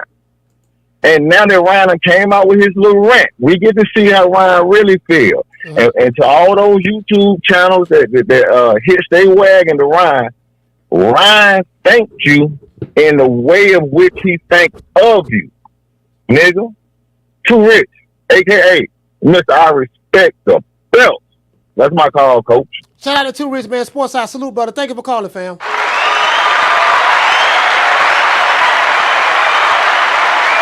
Yeah, thank you for calling, fam. Thank you for calling, fam. Again, as it relates to Ryan Garcia and this racist rant and all that stuff there, it is what it is at the end of the day. Like, I'm the type of guy, as I said before, I don't listen to Ryan Garcia. I don't listen to Ryan Garcia at all. I really don't, so I never been on this space or whatever. I hear it get pretty wild over there on Twitter, on Spaces. D-Block, hold on. D-Block invited me to come on his space. I haven't been on his space yet. I haven't really got into the X spaces yet. I know a lot of people do it. But I haven't really got into the X spaces yet. I'm like, man, I was thinking about it. I know Jules did it one time. I know Jules from Ring IQ did it a couple of times. He told me about it. I'm like, man, I don't know, man. I want to do this. X Space thing. I'm gonna do one day. X Space. I'm gonna do one day. I probably gotta listen to I'll probably listen to a couple and see how it's formatted. Is it like Clubhouse? Is it like Clubhouse? Is X Spaces like Clubhouse? What did he say? DC Worldwide Media said, come through, coach. We pulling up. Caller, what's your name? Where you calling from? What's up, coach? It's Moeezy, baby. Moeezy, talk to me. Just chilling. I just want to shout out the chat. Thanks for everybody for all the love y'all showing me in the chat. I appreciate that. Chat. But yeah, coach, yeah, I'm just sitting pretty. That's all I'm doing, sitting pretty and get my little therapy. Got me a back brace and a cane, a little old head. Don't put me on. Said, baby, every time you come in here, you have that back brace on that cane. Yeah. They tell them the pain level is from 7 to 8. Every time you come in here, you supposed to get you some money. I said, okay. Hey, Moeezy, check this out. Now, you know the UPS people, they're gonna be having private investigators watching you now.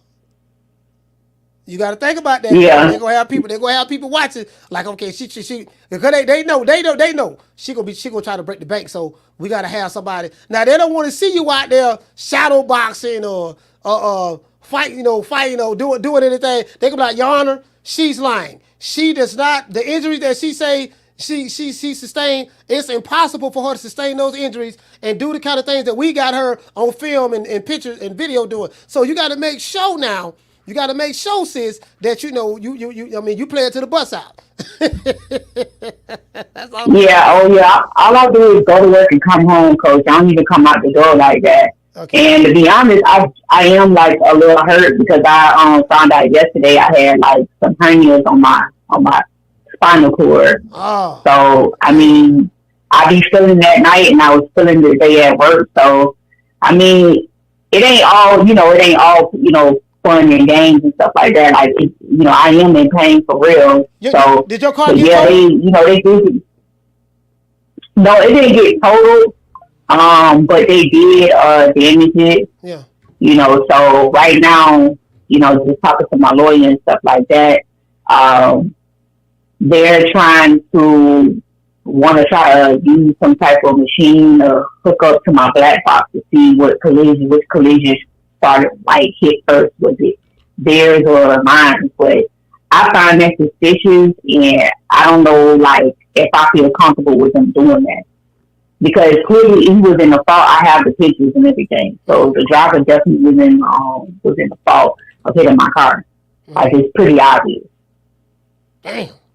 So I don't know what you think about that, coach. Yeah, I don't mean, listen, do what the lawyer tell you. You know, if the lawyer, do what the lawyer, all I said, they do what the lawyer tell you. That's it. Do what the lawyer tell you. That's it. Whatever the lawyer say, do it. Because he's experienced at it. He's experienced at, and a lot of these lawyers, they'll take the case for nothing. You ain't got to pay them nothing because they know if it's a case that they know they can win, don't worry about it. We got you. We gonna win this case. Because these are my lawyers that they helped me out in my last case. Back in 2020, somebody had hit my car. It was like a 17-year-old kid hit me like on 95 in the back with my last car. But my lawyer was just saying that just take like some pictures during the day of your car, send it to me, and then because they're trying to negotiate it because they're trying to find a way. It seems like they're trying to find a way to get out the claim in some type of way. But that's why she was just like, yeah, just send it to me and stuff. So I mean, my lawyers, they on it though. So I gotta just do that and just send it to them and just sit pretty. All right, Moeezy, thank you for calling the show. Thank you for keeping us updated. I got you. All right, y'all. Love y'all, chat. All right, coach. All right.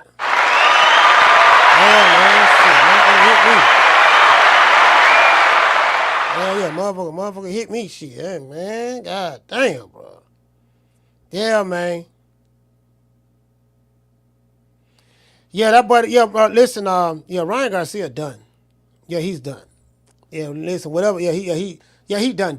I ain't gonna lie. Yeah, he finished. He is finished. Whatever support he had, that's over with.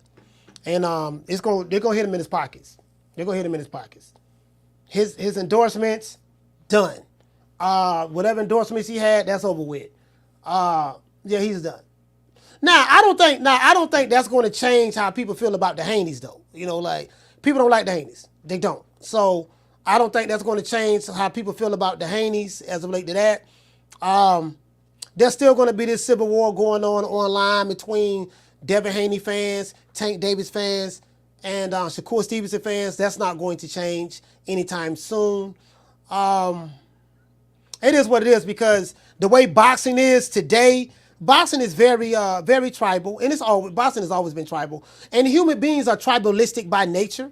Human beings are tribalistic by nature, so you know that is what it is. All humans are tribal no matter where you go at. But in sports is very tribal. You know, like in basketball, in football, in basketball. If you're a Laker fan, you know you're loyal to the Lakers. You don't like Boston. If you're a Boston fan, you're loyal to Boston. You don't like the Lakers. Whoever your rivalries are, you're going to be very tribalistic. Tribalism bodes well in sports. In American football, same thing. You know, Cowboys hate Philly fans and Washington fans, and they hate the Giants. And Giants fans hate Philly fans. Well, hate Philly fans. They hate the Cowboy fans, and they hate Washington fans. Washington fans hate Philly fans, hate the Giants fans, and they hate Cowboys fans. So that just, you know, you always have your rivalries. You get what I'm saying? And the AFC West, same thing. NFC South, same thing. Like me, I'm a Tampa Bay Buccaneer. Y'all know that I ride with the Bucks all day, you know, till the wheels fall off. And but I haven't watched football in years. I just stopped watching the sports when they started getting woke and all that. I couldn't deal with all that. When I watch sports, I don't want to see no politics. I don't care nothing about your political agenda. I just want to see something. I just want to see an entertaining game. I don't care nothing about what political party you support and who you trying to convince me to vote for. Dude, I'm not watching this for that. You know, so that's what made me start watching football and basketball all together. And thank God we don't have that in boxing, because once boxing get woke like that and start backing political parties when you ain't a part of neither party, that's when I'm gonna stop. That's when I'm gonna start watching boxing. True. Yeah, that's when I'm gonna start watching boxing. You know what I mean? When they start doing that, I'm done. You know what I mean? So it is what it is. But you know, so the tribalism is always going to be there. Tribalism is always going to be there. That's not going to go anywhere anytime soon. It's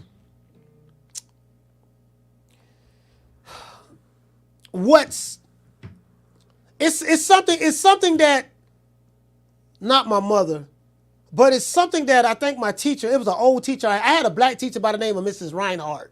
I don't know if I told you guys this story before, but I was in the 5th grade. I was going to a school called Mango Elementary, Mango, Was it Mango Elementary, or was it Orange Grove? Mango or Orange Grove? I want to say I think it was was it Mango or Orange Grove? I think it was Mango Elementary, right? I was in the 4th grade or something like that, and I had a teacher by the name of Miss Reinhardt. Her husband was a radio DJ, and he used to work for a local radio station right here in Tampa, right? And I had got mad about something. I was in the process of getting into a fight with this guy. I had like little anger issues, stuff like that. So my teacher told me, she said, listen, a sister, Miss Reinhardt was pretty and fine as all outdoors.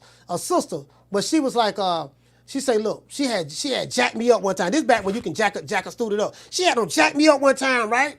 I was 38 hot. She had them jack me up. And then after the incident came down with me and another kid was in the fight, when the class bell rung, she called me back in the class. She said, look, sit down, son. Let me talk to you.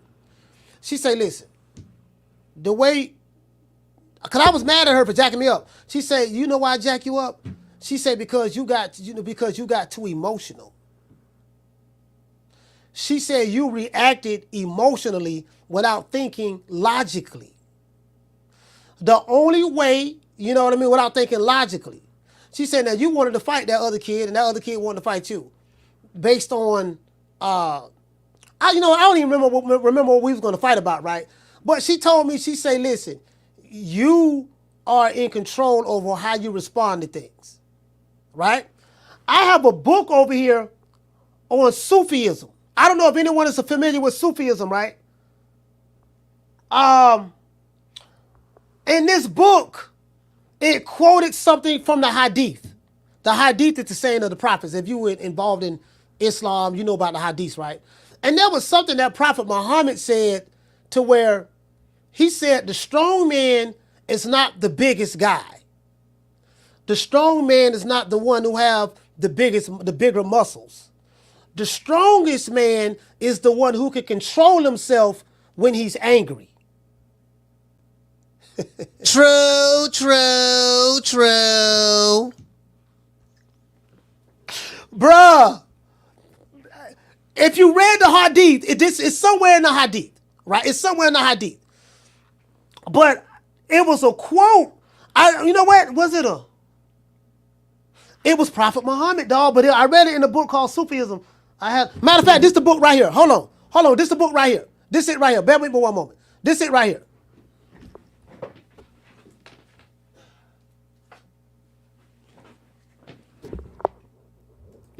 This it right here.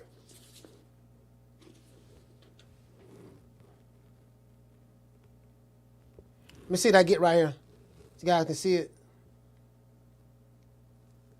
It's kind of blurry. There you go right there. Y'all see where it says Sufism?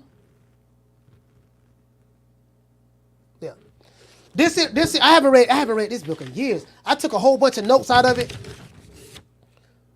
You know, this one I used to study my like, you know, when I was in the feds, right? I used to study with the Sunni Muslims. That's when I really learned Islam. I studied with the Sunni Muslims. And these are the Arabic alphabets, how to pronounce them and stuff like that. Like, yeah, I was,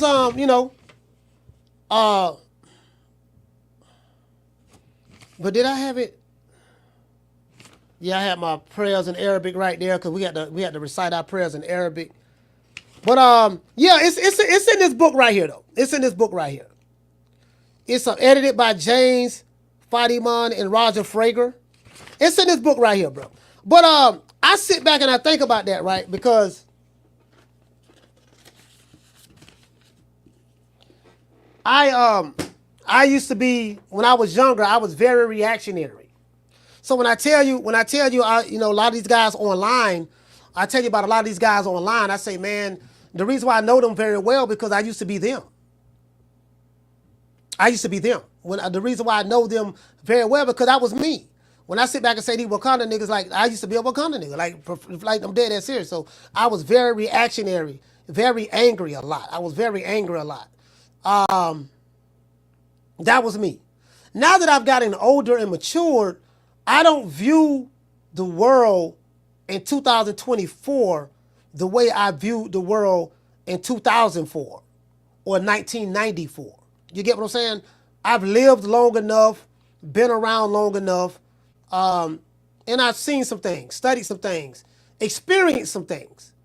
So a lot of stuff I talk about, 99.9% of the things I talk about is from experience. And I had to learn. I was the type of kid, I didn't listen. I was the type of kid that I had to learn the hard way. And I'm not saying no Diddy on that, but I had to learn the hard way. I was one of those kids, I was very rebellious, very hard-headed. You couldn't tell me anything. Very reactionary, you know, very emotional, moved off emotions. The emotion that I moved off of was anger, stuff like that. So when I started studying with them brothers, you know, because I was in the NOI, I was very, very militant, very hateful, stuff like that. But when I started studying with those brothers taught me how to become a little bit more spiritual, you know, really learn the deen, you know, really learn how to practice, the 5 principles of Islam and all of that stuff there. And because there's nothing spiritual about me. You know, I'm not a spiritual person at all. You know what I mean? I'm like, I was a lieutenant. I was the type of dude, look, man, some shit need to be done. Let's go get it. I'm not the guy that gonna be doing all the rapping. If something happen, do what y'all want to do. How y'all want to take care of this? And I'm kind of like still like that to this day. You know what I mean? To this day. Like, what you want to do? If all you want to do is talk and whine, bitch, moan, complain, get mad, say A, B, C, and D, don't call me. Don't call me, fam. I'm not on that. I'm not on that. I'm not on that. Man, these niggas didn't want to talk, man. Let me go on over here, man. Let me focus on what I'm doing over here, man. Let me just focus on what I'm doing over here. Cause they just talking over there. It just, there's nothing going to happen. What you say, Pauline? You say I'm more spiritual now. I was baptized Roman Catholic. I ain't practiced that since I was 10 years old.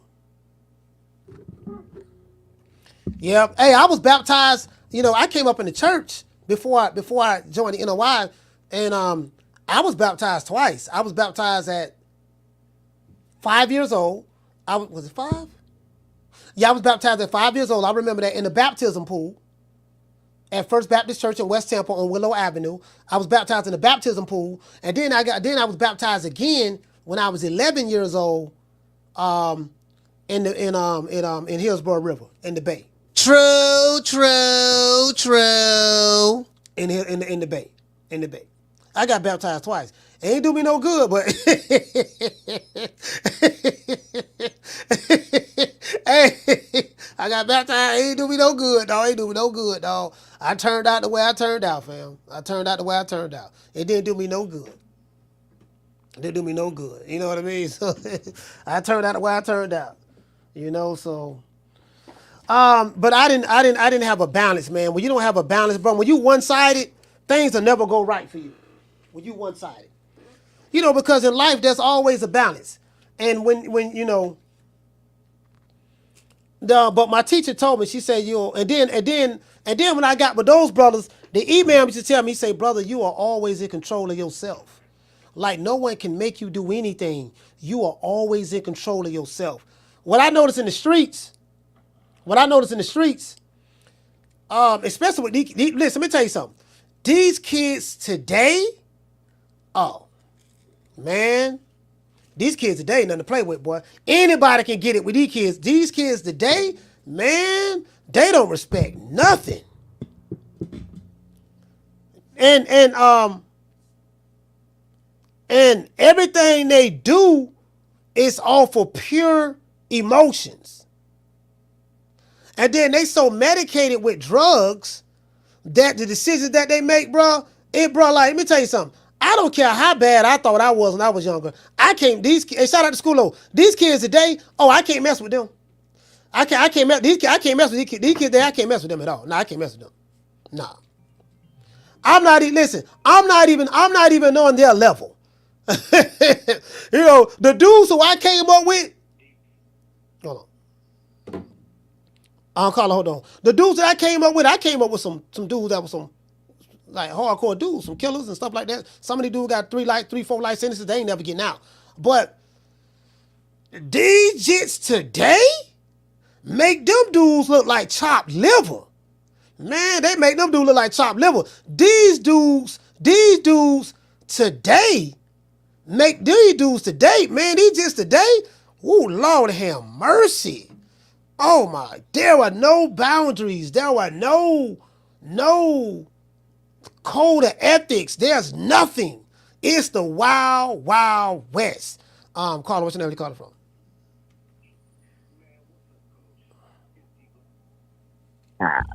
D-Block 2 times, talk to me. What's up? You know what, coaches? We're talking about baptism. I really love this subject because, D-Block got baptized maybe 15 years ago. He got the Holy Ghost in him, coach. No diddy. It feels good, sometimes knowing that you are spiritually protected from all the evil out here from the world, coach. And sometimes, D-Block, I thank the Lord because he has let me know how to talk to Rick Timms now, coach. No lie. I found the light to my brother that I know, like I said earlier, coach. I really respect Rick Timms now, coach. I see the light in him too, coach. I think we both can be great brothers, and we're going to hold kumbayas, and we definitely, Houston and Dallas, we must unite. Texas, we must unite. Tampa Bay, we must unite. Especially all the hate around us, coach. Yeah. We got nothing but hate on us, coach. Yeah. You especially, coach. You got LGBT, everybody around you, coach. They hate on you all the time, coach. But the only way to combat hate is with love, my brother. Just like I did with Rick James. No Diddy, no Diddy. Love is the answer, Coach. What you say about this, my brother? Well, to be fair, we hate on each other. Me and the LDBC, I hate on them, they hate on me. It's fair game, so it is what it is. We have one big happy hate fest. You know, I don't live in a utopian world, D-Block, where everybody gonna get along. That's not reality.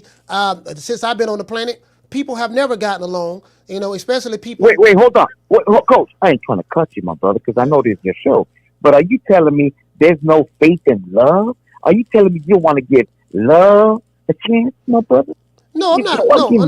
No, I'm not saying that. But love has its place. Like, you know, God created love and hate for a reason. Everything in the universe is created in polarities. You have good and you have bad, good and evil. You have light and you have darkness. You have dry. You have the land and you have water. Everything is created in polarities, D-Block. So, you know, when there's time for war, you can't come with love when it's time for war because the bullets is flying. You get what I'm saying? And when the bullets is not flying, it's not time for war, it's time for peace. So you just got to know when to apply the love and when to apply the hate. That's all I'm saying, fam. You know what, my brother, I know it's getting late. I know it's almost firecracking time. Coach, but I really want to tell you something, Coach. I got nothing but love for you, my brother. And even though you do like the Tampa Bay Buccaneers, my Cowboys are always going to be number one. That's the hate I can have for you, my brother. A little hate. You did take Tom Brady. I do respect Tom Brady, so I felt a little love from Tampa Bay. We got my brother, I'm telling we great. Brady, boy, Brady took us to the bowl. We went to the Super Bowl with Brady. Boy, I was like, boy, we got doggone Tommy Good. We got Tommy Good, boy. Boy, I was happy, boy, when Brady took us to the bowl. I'm telling you, Coach, when you went to the Super Bowl and smacked that Chiefs, man, I'm telling you, Coach, when you went in there, I even predicted it, Coach, that Tampa Bay was gonna whoop that boy. No Diddy. I know me and you, we love to talk with each other, Coach. I know the community loves me and you talking, Coach. Because when real G's get together, love is all about boxing. It's about the community. It's about Tampa Bay and Dallas. Bring love to Tampa Bay and Dallas, my people. And for anybody that don't know who the fuck D-Block is, to all my haters and to all the people that don't know, D-Block is about love, boxing, and the damn Cowboys. My people, I'll see you on another one. Coach, hit the beautiful song, please. I've had a spiritual awakening, my people. I've been baptized and I forgot about baptized. So it's time to get back to my best baptism today. It's a family. D-Block, D-Town, D-Bill. Give love a chance. Woo!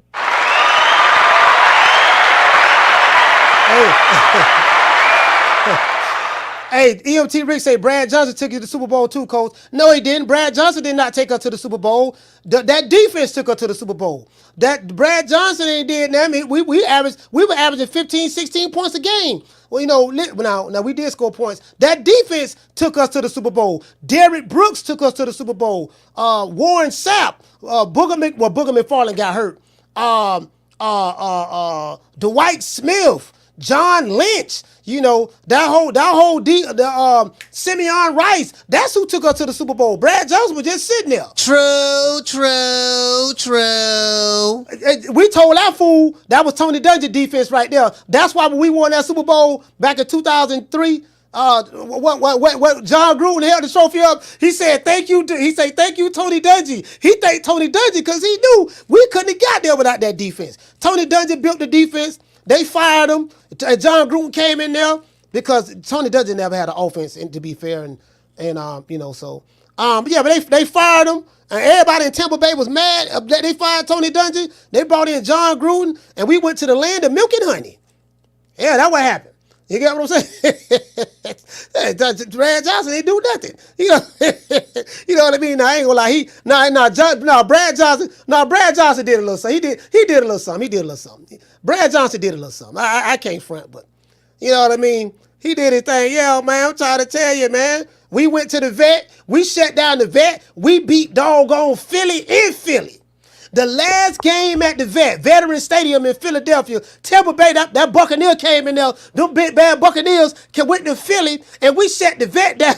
We had Keyshawn Johnson. Simeon. We had what the wide receiver name for Jacksonville we had the running back. We had Mike Olstad. Man, I'm talking about, hey, bro, we had a stick. But we had a stick over there. Yeah, Rondé Barber had intercepted Donovan McNabb and took the ball. Listen, Philly was like on the 10-yard line, on the 5-yard line or something, finna get ready to drive to score the winning touchdown, the go ahead and the touchdown. And doggone, he threw the ball, and Rondé Barber had intercepted the ball on the slant. Rondé running down the sidewalk, doing like this here. Man, it was over with, man. I said once we beat Philly, because we couldn't beat Philly for nothing, boy. Philly used to beat us every year. I said once we did that, the Raiders didn't stand a chance. True. And then we came back to the land of milk and honey. We had doggone what's our coach name? I keep forgetting our doggone. We had what's our coach name? Man, Todd, what's the name? I forgot the brother name. Man, he was the head coach of doggone. He was the head coach of New York Giants. Yeah, man. I forgot him. I forgot our coach name. Man. Yo, what's his name? Todd Bowman or some shit. I forgot our coach name. The brother took over to him, and doggone, we got Tommy Gunn. Listen, nigga, we got the greatest quarterback in the history of the NFL on our team. We got the greatest quarterback in the history of the NFL on our team. Doggone. We got with Todd Bowman. That's our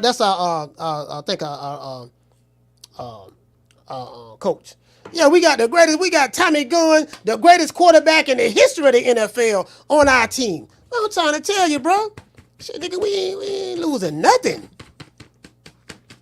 Yeah, Todd Bowles. That's his name, Todd. I forgot his name, Todd Bowles. Yeah, we had them guy Todd Bowles over there. You know, Todd Bowles had that defense was biting, boy. Well, that defense was biting under Todd Bowles.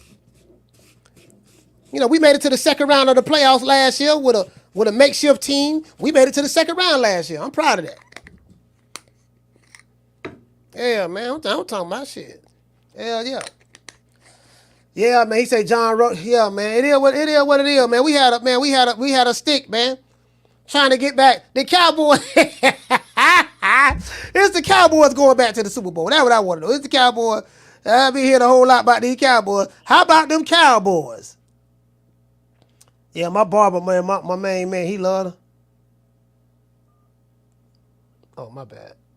Hold on. Carter, what's your name? Where you calling from? Yeah, what's up, man? Can you hear me? Yes, what's your name? Where you calling from? Hold on. You hear me? What's your name? Where you calling from? All right. That didn't go too well. Shout out to the natural. He said not without Dak. Jamie say the Cowboys are trash, bro. Hey, look here, man. Jamie, you from New York? I expect you to say that. You a New York. You are a New York, probably a New York Giant fan. I expect you to say that. What you say, Saquon Barkley with the Eagles now too? Oh, for real? Oh, I didn't even know that, fam. For real? Saquon Barkley with the Eagles? Bruh. Woo, that's gonna be the day. Saquon Barkley stay hurt all the time though. Carter, what's your name? Where you calling from? What's up, man?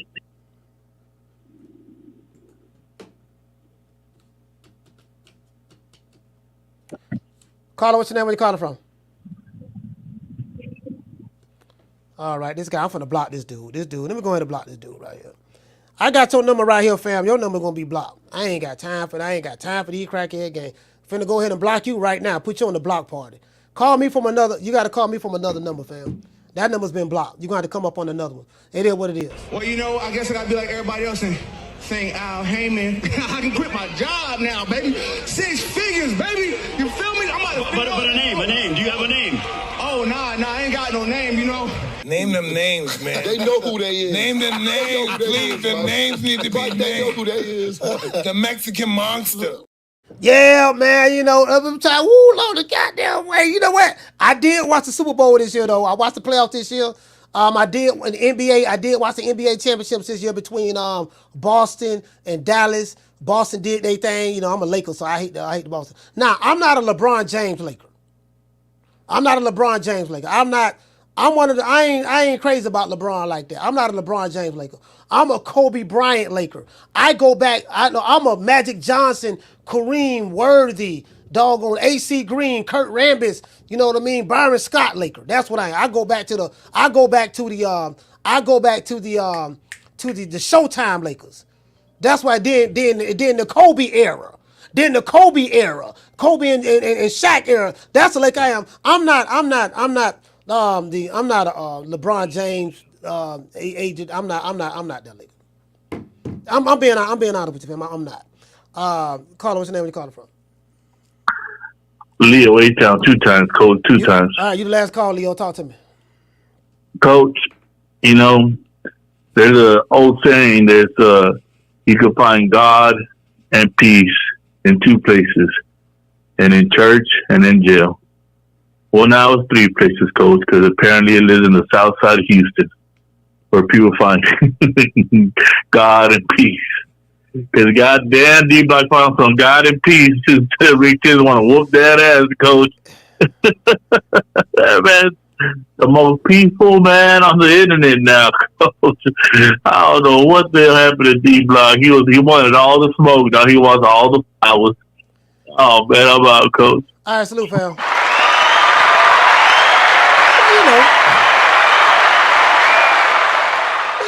That's a time for everything. You get what I'm saying? There's a time for everything. And sometimes you just gotta be quiet. Sometimes you just gotta be quiet, and plead the fifth. Plead the fifth. Plead the fifth. 5, 1, 2, 3, 4, 5. Anything you say, 5. Go ahead, ask me a question. Did you? If it was up to me, we'll trade. I'm one of them fans. Yeah, see what we need to do. hey, I'm one of them football and basketball fans. I'm not like that in boxing, but I'm one of them football and basketball fans. Like I swear, I'm the general manager. Bro, let me tell you something. When it come to when I get back into football again and get back into basketball, I swear I'm the general manager. Yeah, see what we need to do, we need to trade LeBron. Like I want to trade LeBron. LeBron has been playing basketball he got drafted in 2003. He's been playing ball for 21 years, 21 seasons. Like, I want to trade this dude. I'm the dude. Let's go ahead and trade him now, dog. Let's get rid of him. We can probably let's send him to Boston. We can get what's that good shooting dude that played good perimeter defense in Boston? Let's get him. Let's send LeBron over there and get Buddy. Like, that's me. That's me. I'm the dude. Listen, I'm the general manager fan. I be at home. Now I see what we need to do now. Shit, they got what the salary cap is? What the salary? Oh, y'all paying him too much money. He ain't producing like he should. Let's send him over here. Look, what's the little light skinned boy with the good hair? What the little light skinned boy with the good hair that played for Golden State? Yeah, Klay Thompson. Oh, they just got listen. Let's send LeBron over there. We can get about 3-4 good players for him. And you get what I'm saying? That's the type of fan I am. True. Yeah, I'm one of them. I'm the general manager. I'm looking at the salary cap. Listen, I'm looking at the salary cap. Yeah, dog. Listen, dog, we paying you too much money for you ain't been producing. You average 17 points a game and 5 turnovers. Nah, dog. Look here, man. You ain't. How much you get paid? $50 million a year for what? Man, you ain't not. Look here, dog. Look here. We can't put you on the bench because we paying too much money. But what we gonna do? I'm finna make some phone calls. Hello? Yeah. Hey, man, look here, man. Check this out, man. They call Malachi. Hey, look here. We got LeBron on the chopping block. I've been trying to trade this nigga for a minute. Hey, y'all looking for a good player? LeBron? You mean the GOAT? You know, the legend? Yeah, the legend, the GOAT. Yeah. What you want for him? Listen, I want that good shooting dude y'all got that shoot them threes and play good perimeter defense, lockdown defense. I want him. What the other dude, the light-skinned dude with the curly hair? I want him. And listen, what's that good shooting? What's that small forward y'all got over there? That small forward that hit 3-pointers too. They play good perimeter defense. He good on the weak side defense on the blocks. Oh, you talking about man? Yeah, I want him. And and guess what? What's the other dude? What's the other dude name? Oh, you mean him? Yeah, I want him. Listen, give me them 4 players. Give me them 4, and you can have LeBron. True. That's me. That's me right there. All what I'm trying to tell you, boy. That's me. Once I get back into it, Once I get back into it, it's a wrap. I'm going, hey, what you say? He say Clay in Dallas now? Clay Thompson done went to Dallas? No, man, for real? See this shit I'm talking about. Why the Lakers ain't get him? Why the Lakers ain't get Clay? You get what I'm saying? Why the Lakers ain't get Clay? Man, that's what I'm talking about. See, I'm the dude. Oh my God, bro! I heard he was a free agent. What you say? They tried. Oh, okay, we tried to get him. See, this what it was. He said the Lakers couldn't even secure Clay. We could have secured him. We would have got rid of LeBron. True. We could have secured him, and we would have got rid of LeBron or get rid of what the other dude named with the unibrow. What the dude name? AD Davis. AD, right? Listen, the dude with the unibrow. How did he play this year? Somebody got to go. How did he play this year? The dude with the unibrow. Yeah, AD, Anthony Davis. Yeah, how did he play this year? What you say? He played like hot garbage? Yeah, he got to go. Listen, we could have got Clay, and we got to get rid of the trash. True. Kevin Lamar said they both have to go. I'm with you. What you say? You said they were too focused on LeBron's son, coach, which was a waste of money. Man, listen. Send Summer. Send LeBron and his son to the East Coast. Look here, dog. Boy, oh my God, bro. Boy, hey, Summer, do not let me get started back in watching basketball. If I start back watching basketball and football like I used to, you will see the general manager side of me. I'm talking about trading people. Listen, I'm talking about trading people. Man, LeBron got to go. Matter of fact, both of them got to go. Him and the unibrow. Take unibrow with you. Bronny James. I know you want to go with your daddy, right? Yeah, man, y'all drafted me. If you got me, if you let my daddy go, trade my dad, you got to trade me. Don't worry about it. You and your daddy can go. You, your daddy, and the dude with the unibrow, AD, both y'all go. Give me them dudes that Boston got. What the dude named that Boston got, the brother, the black dude that was hitting all them threes and playing good perimeter defense, the dude with the braids. I'm like, he used to play for, I think he played for Milwaukee, right? Did he play for Milwaukee? What that dude named, the good man, that nigga was good, but he was putting the handcuffs on doggone, yeah, Drew Holiday. Yeah, send AD over there. Yeah, let us get Jaylen Brown and Drew Holiday. Send LeBron. Send Bronny James. LeBron. Well, send LeBron and AD over there. Give me Drew Holiday and Jaylen Brown, and we can call it a wrap. True. Yeah. Yeah, that's how we gonna do that. Boy, they better be. What do you say? They both signed an extension and boasted for a record number of $300 million? Oh my God, $300 million? Oh, oh my God, man. Oh my God. Oh, $300 million. Oh, Elizabeth, I'm coming to join you, honey, with $300 million in my pocket. Oh, $300 million? Oh my God, bro! I can't even. How many zeros in there? That's nine zeros, right? That's 9 zeros. How many zeros? Hey, that's 9 digits. Oh my God, $300 million? Oh, what do you say? You say, Coach, a lot of good players are going. Paul George is in Philly now. Yeah, man. Look here, bro. Yeah, LeBron got to go. He got to go, bro. Listen, he got to go, fam. He got to go. He got to go, fam. Like, bro, I've never been a LeBron fan, to be honest with you, bro. I wasn't crazy about him when he was in Cleveland. I wasn't crazy about him when he jumped ship and went to Miami.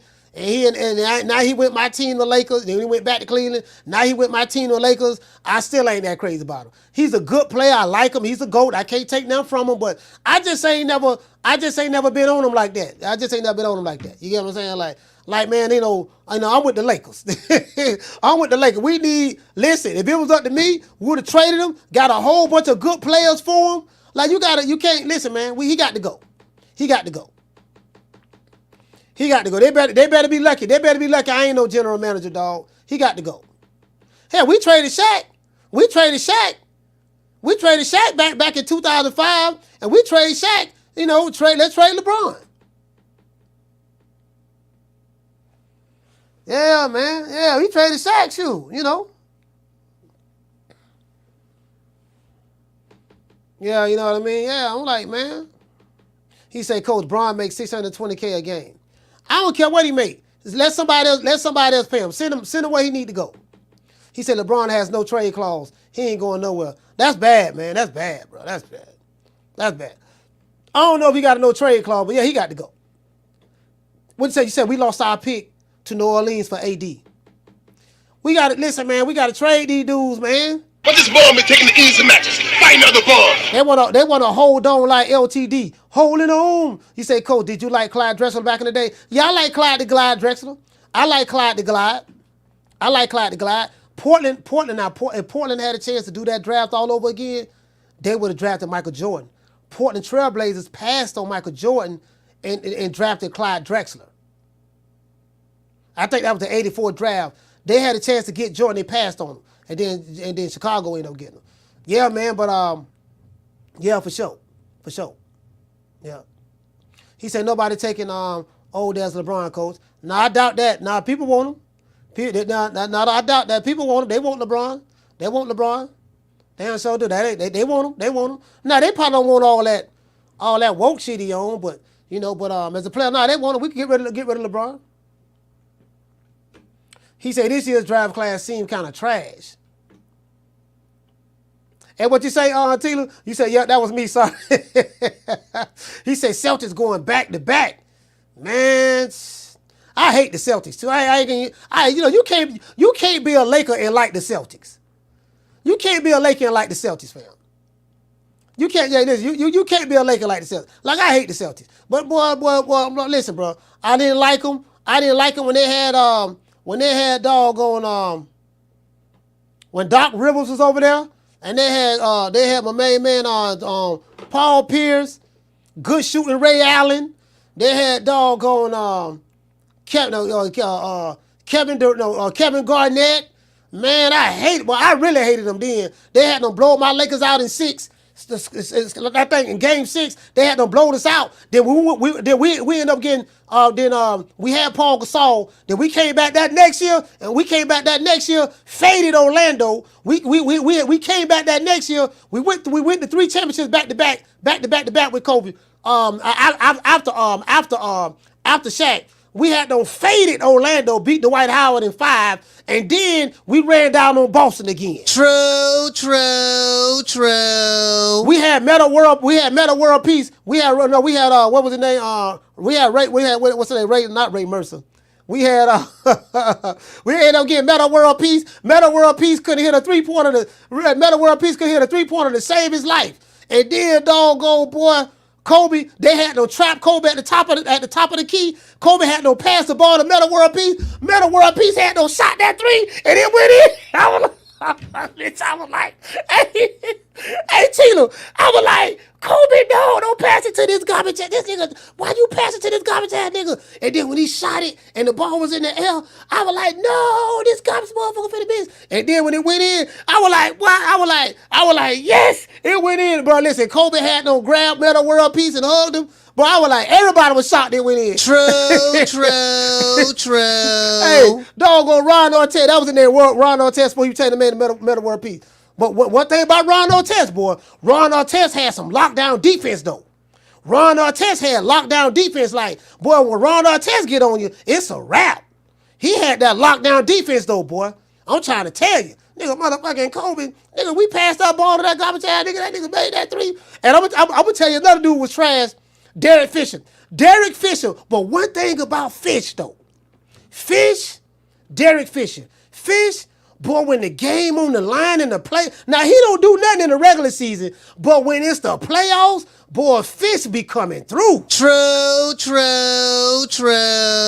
Kobe passed that ball to Fish. Fish be in the wing, shoot that three with that left hand. Hack up. Hey, he got an ugly shot too. Hey, listen, Derek Fisher had an ugly shot. He shoot that left hand jumper from the 3-point line. It go up, ham. I was like, God damn, boy, motherfucking Fish, boy.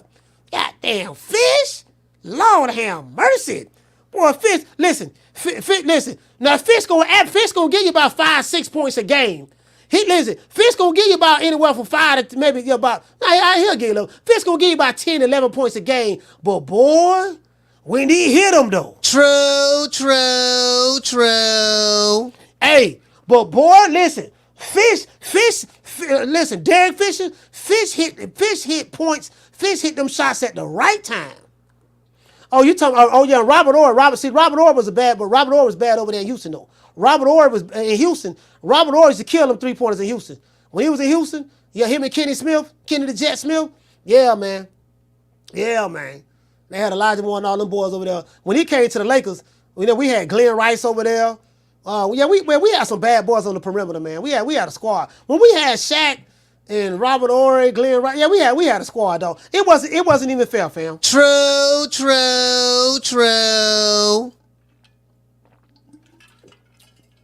Yeah, man. He said, Coach, that's cap. San Antonio was running the NBA. No, San Antonio wasn't running the NBA. They were doing good. San Antonio, what you talking about? The year that Shaq was there and they won 3 back-to-back? What year are you talking about? San Antonio had their run too. They were doing their thing, but the Lakers was running it that 3 years they went.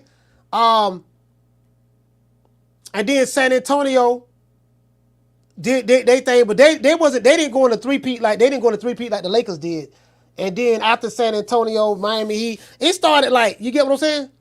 It started like different teams were winning. The Miami Heat won. Detroit Pistons, them bad boys. I was a bad boy. I used to love Detroit Pistons, boy. Rasheed Wallace, doggone Ben Wallace, Rip Hamilton, doggone, what's my main man, the point guard name? Bald head dude, I forgot my main man name, boy. Well, he was a bad point guard. We had Tayshaun Prince over there playing the wing and the small forward. I forgot the point guard. That's my main man. What was the point guard for? Chauncey Billups. Chauncey Billups. Yeah, I had them bad boys over there. San Antonio knocked them off in the second time. San Antonio knocked them off. Yeah, San Antonio had a good run though. Now San Antonio probably got by like 4 or 5 championships, something like that. They had a good run too. I hated San Antonio though. I was a Laker.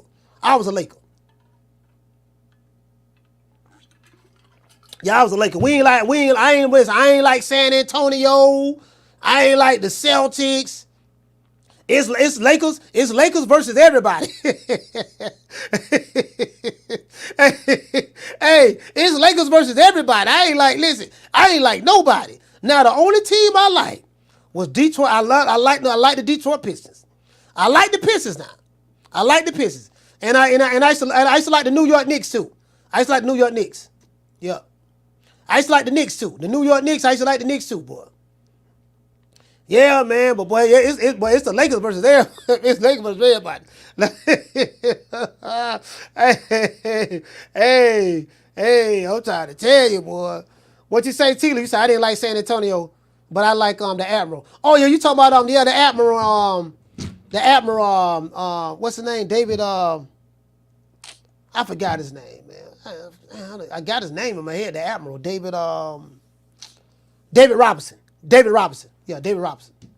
The Twin Towers, yeah. Yeah, old Allen Houston over there. He said, Coach, get to stay. He said, Coach, get to stay L.A. He said, Coach, get to L.A., stay at Baltimore, get Kobe room. Amazing. Hey, look here, man. Trying to tell you, dog. Like, bruh, it's Lakers over. Hey, matter of fact, I have when I was at the Devin Haney fight, I had my Lakers jersey on, that purple and gold. Trying to tell you, boy. Boy, I love some Lakers, boy. I go back to Showtime Lakers with Magic running the floor. 6'9" power forward, running the 4, power 4 playing the point guard position. Magic running the 4. Got Kareem running. We got doggone AC Green over there. We got doggone James Worthy. You see what I'm saying? Byron Scott. We got doggone Kurt Rambis. Man, we ran the Showtime. We coming down there. Showtime, fam. Showtime, nigga. Magic looking to the left. Act like he gonna pass it. We see Buddy. We listen. We see doggone James Worthy to the right, cutting to the basket. Magic don't look to the left and throw it back to the right. Worthy had don't caught it. Came up with the Statue of Liberty. Dunk. True. Don't get me started, boy. Hey, listen. Don't get me started about them Showtime Lakers, boy. Showtime. You know, I hated Larry Bird. I did not like the Celtics, boy. To this day. You get what I'm saying? You know, they'll kick me out of Laker Nation. They'll kick me out of Laker Nation if they find out I like the Celtics. Now I do like a couple of players that got over there this year. I do like a couple of players that got over there this year. I can't even front. But you know, he said Allen Iverson stepping over Tyronn Lue. Yeah.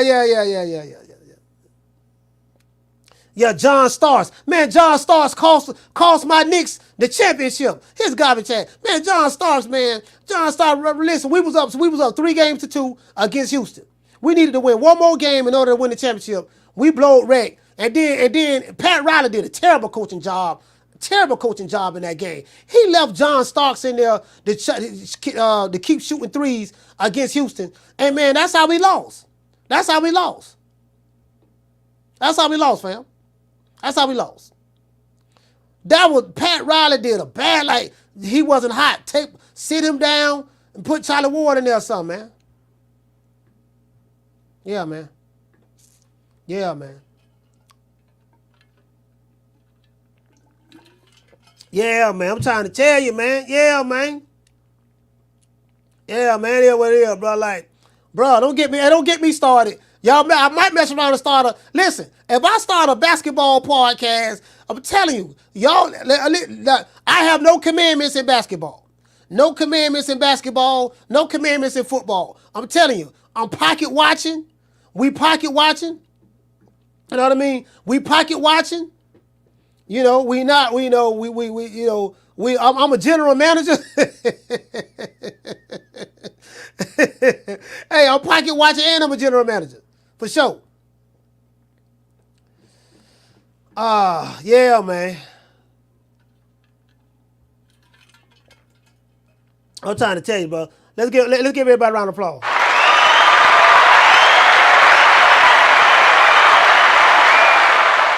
Yeah, Derek Harper, John Starks, Allen Houston, Latrell Sprewell. Yeah, look here, man. Bro, look, yeah, I'm doing all. I'm pocket watching. Boy, listen, if I get back into football, and I get back into basketball, I'm telling you. If I get back into football and basketball, I'm telling you. Listen, I'm the general manager. And hold on, how about listen? You gonna hear me say a conversation like this here? Hey man, how much we paying them? Hold on, we paying them too much money. We paying him too much money. What? The man scored 15 points this game, man. He ain't got but 3 rebounds. He had 5 turnovers. How much we paying him again? And this is the thing, right? I ain't got no patience. I'm one of them impatient boxing. I'm one of them impatient fans, right? In basketball and football. Boy, you listen, you ain't got too many times be having a bad game. Boy, you have too many, listen, you don't have too many times be having a bad game, dog. You have too many bad games, I'm talking about trading you. True. Hey, the what Mr. Ham say, coach out here fantasy for the Lakers. Yes, sir, absolutely. Hey, the what Mr. Ham, absolutely. I'm fantasy for the Lakers. Bro, listen, I'm showing enough hills, boy. Mess around and have about 2-3 bad games. Hey, look here, man. Check this out, baby boy. Look here, dog. These season tickets cost too much money. We paying you, how much you making it per game? Somebody said LeBron making $625,000 per game. Look here, dog. For that type of money, you better be scoring 40 a night. True.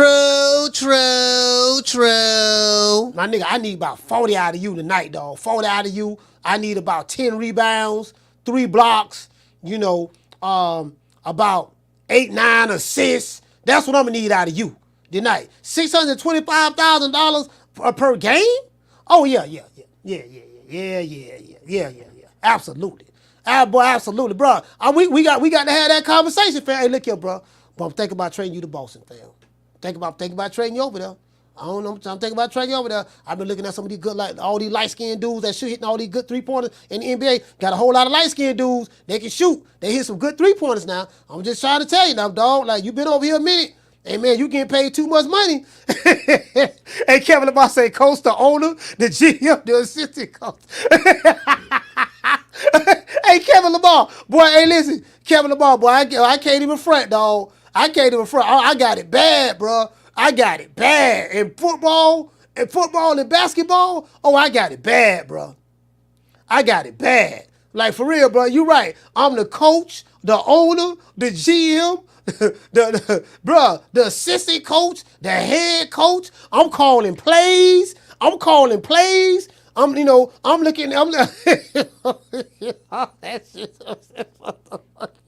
Hey, and on the referee. And on the referee. That was a foul. Why he blow the whistle? No, that should have been a foul right there. No, hey, bro, listen. I can't. I got it bad, dog. I got it bad. Let me tell you something. If I start a basketball podcast, I'm pretty sure that'll be huge. I'm pretty sure I'll be able to attract a lot of people and blow that up, bro. I got it bad, bro. Like, dude, I be cursing. This old garbage ass, this nigga trash, man. Why they got this old trash ass nigga over here? They got what we paying them, like what we paying them for. But that's me, bro. That's me, bro. I be bad, boy. Yeah, they'll probably keep me off YouTube. They'll keep me off YouTube, bro. I be getting too emotional, fam.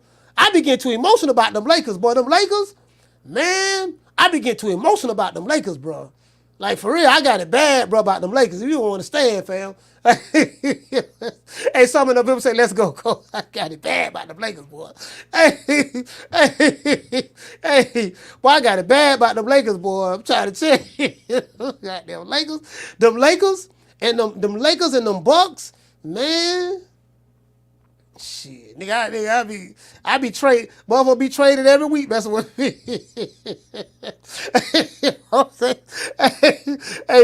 Paulie say Coach made the dream team. He picked all the players. Hey, boy, hey, listen. Hey, the whole team would be traded. Messing with me. Boy, hey, bro, I'm trying to tell you, fam. Yeah, dog, we paying you too much money, dog. We paying you too much money.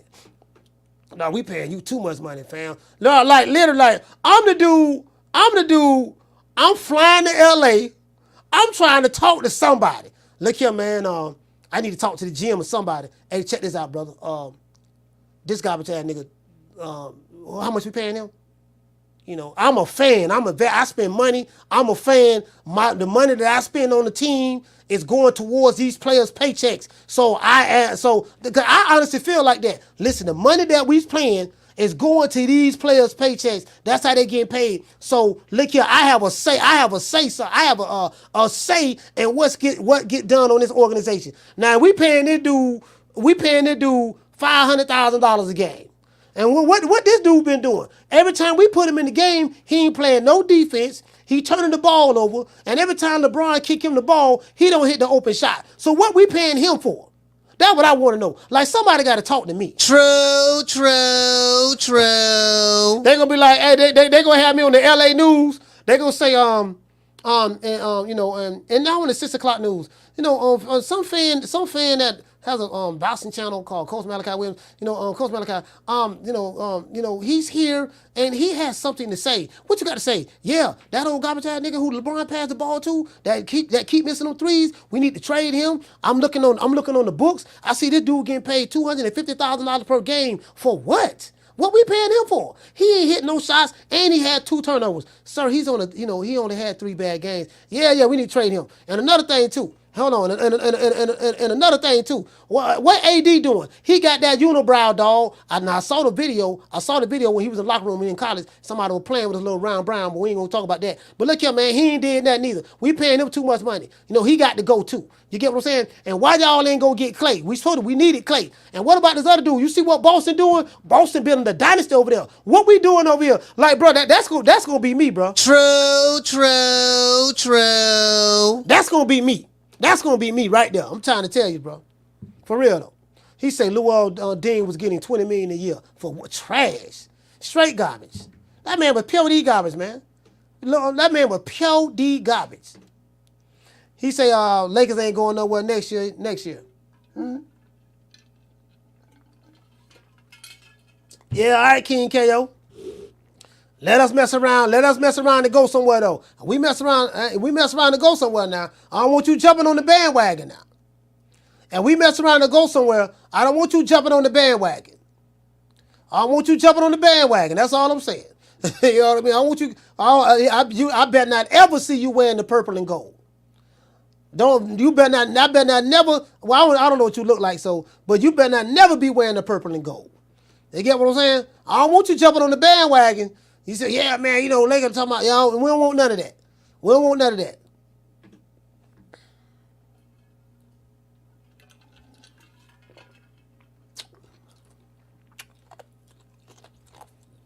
Hey, School always say, yeah, man, don't you ever forget. Yeah, for sure. I want you jumping on the bandwagon now. That's all I'm saying, fam. It is what it is. Look, fuck you. Fuck the plane you flew in on. Fuck them shoes, fuck those socks with the bell on it, fuck them cheap-ass cigars, fuck your yuck-mouth teeth, fuck your hairpiece, fuck your chocolate, fuck Guy Ritchie, fuck Prince William, fuck the Queen. This is America. My president is black and my Lambo is blue, nigga. Now get the fuck out my hotel room. And if I see you in the street, I'm slapping the shit out of you. King KO say, not a Laker fan, never will be. And guess what? We don't want your ass over there. We can believe that. I don't know who you're a fan of. But we don't want you over there. We ain't gonna miss you. I promise we ain't gonna miss you at all. Caller, you the last call. What's your name? Where you calling from? What's good, Coach? This is Assad from Tustin, Georgia. Georgia, talk to me. Yes, sir. I just got one question. Why do you want Shakur? I get it. I get it. You want him to dismiss the delusion, the belief of Bob Arum and other white promoters not promoting them right, so you want him to go to a black promoter, which is in the guy from PBC, the Michigan guy from PBC, bro. Al Haney. Yeah, he's not going to do that because I mean, like you said, plenty of guys are leaving the promotional companies because they can't get paid. The money is unquestionable over there. They're not getting the fights that they want to. They're hardly fighting outside of Tank, David Benavidez. You know, the guys that they push real hard. And it wouldn't be in his benefit to do that. And I say that because he wouldn't be active for one, and he'll just be waiting for Tank to get him the contract, which it'll probably be a shitty contract or whatever. But I think honestly he would sign a Real season. Terrence is an ambassador over there. You know, him and Terrence they're like two peas in a pod. They're real close. You know, I just don't see him. That wouldn't be a great option for Shakur to go to the BBC because as soon as he go there, he's not gonna get the fight that he wants immediately. Like he wants, he's gonna be waiting out. He's gonna be waiting out for Tank like he would be at any other promotional company. So it's best bet you either go to Matchroom or either sign with Real season with Terrence and him. You know, I'm pretty sure they can set that up real easy. You know, he has a good relationship with Bud. You know, and I think I don't know the relationship between him and Turgal Sheik, but you know, he would, like you said in the show earlier, that fight would be made upon him, Turgal Sheik, whenever he wants to make that fight. But it will be assurance, 100% that it'll happen because he has the bread to back him. You know, he's Turgal Sheik. You know, crying out loud. You know what I mean? So yeah, I just don't that. Yes, sir. No. I think Tank is very loyal to Al Heyman. He don't even want to deal with Turk Al Sheik. So, yes, sir. You know, I just Yeah, Shakur wants the big name fights. If there's anyone that can get him the big name fights, it will be someone. It will be Turk Sheik. So I do agree with you on that. Yes, sir. But he wants Loma, so he'll probably be able to get Loma if he go to Turk. Now you're right. You know what? You make a valid point. Turk Sheik could be a good way to go. Good way to go. Because I don't think yes, Eddie. Sir. I always wanted to talk to you about that. Yeah. Yes, sir. I always wanted to talk to you about that, man. Because I know you try to be funny. I love you, Coach. Like I told you the first time I called, man. I watch the show all the time, every day. But yeah, man, Shakur. Those are his best two options. Either Eddie Hearn or Turk Sheik. Most likely Turk Sheik, because he has Bud with him, and him and Bud are basically like best friends, man. So that's all I wanted to call you about, man. All right, salute. I still love you. I love your show, Coach. All right, salute, brother. Thank you for calling the show.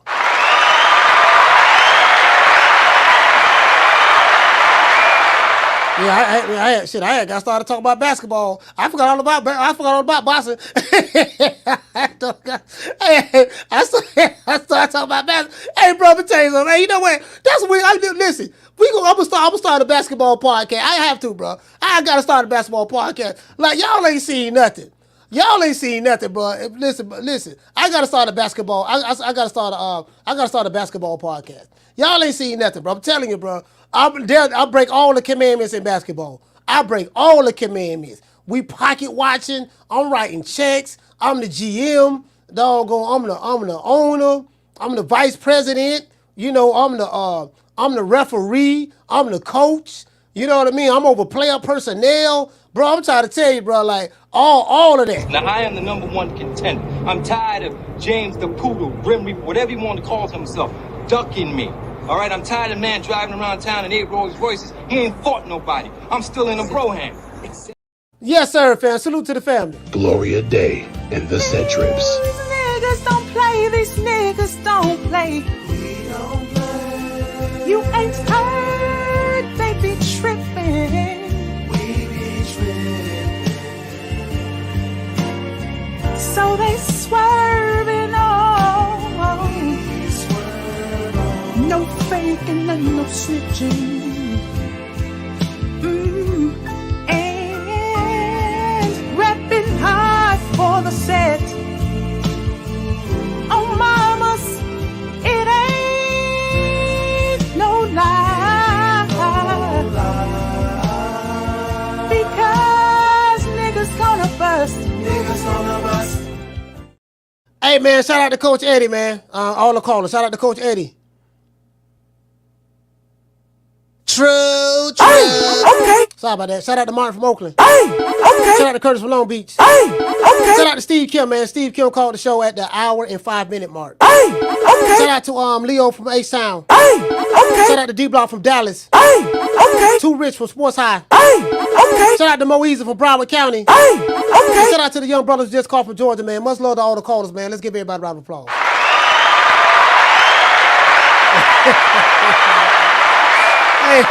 Hey, listen, boy, y'all don't understand, boy.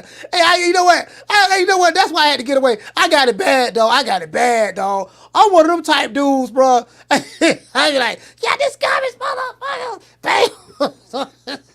God damn, coach just threw the coach. Listen, coach just knocked the keyboard down off the thing. Coach just threw the. No, I'm just joking. I don't go that far with it. But boy, I be cursing like a motherfucker, bro. Y'all gonna hear the N-word a lot, and you gonna hear garbage. But this old garbage ass nigga right here, man. God damn, this nigga trash, man. Why y'all got this nigga in the game? You see he ain't. This man 0 for 30. Why is he still in the game? Man? The man ain't made a bucket the entire game. Why LeBron keep throwing him the ball? Man, matter of fact, get rid of him and LeBron. True.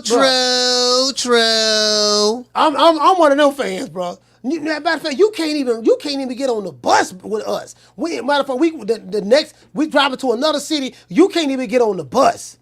You can't even get on the bus, fam. That's what it is, bro. We don't even want you on the bus, dog, at all. Matter of fact, who you know over here, anyways?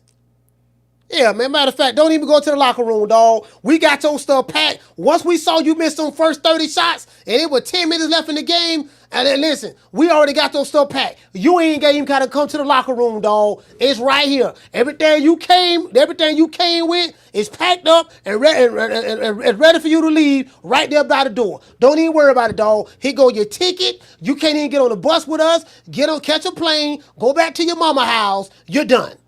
Shout out to doggone Dante. Shout out to my main man Dantes.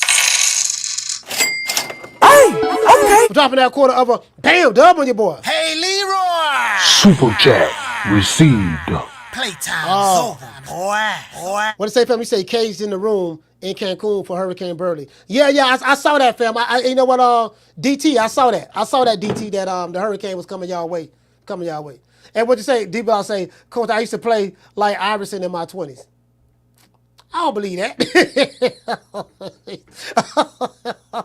I don't believe that, D-Ball. You used to play like Iverson. Boy, hush. Yeah. Oh, that look good.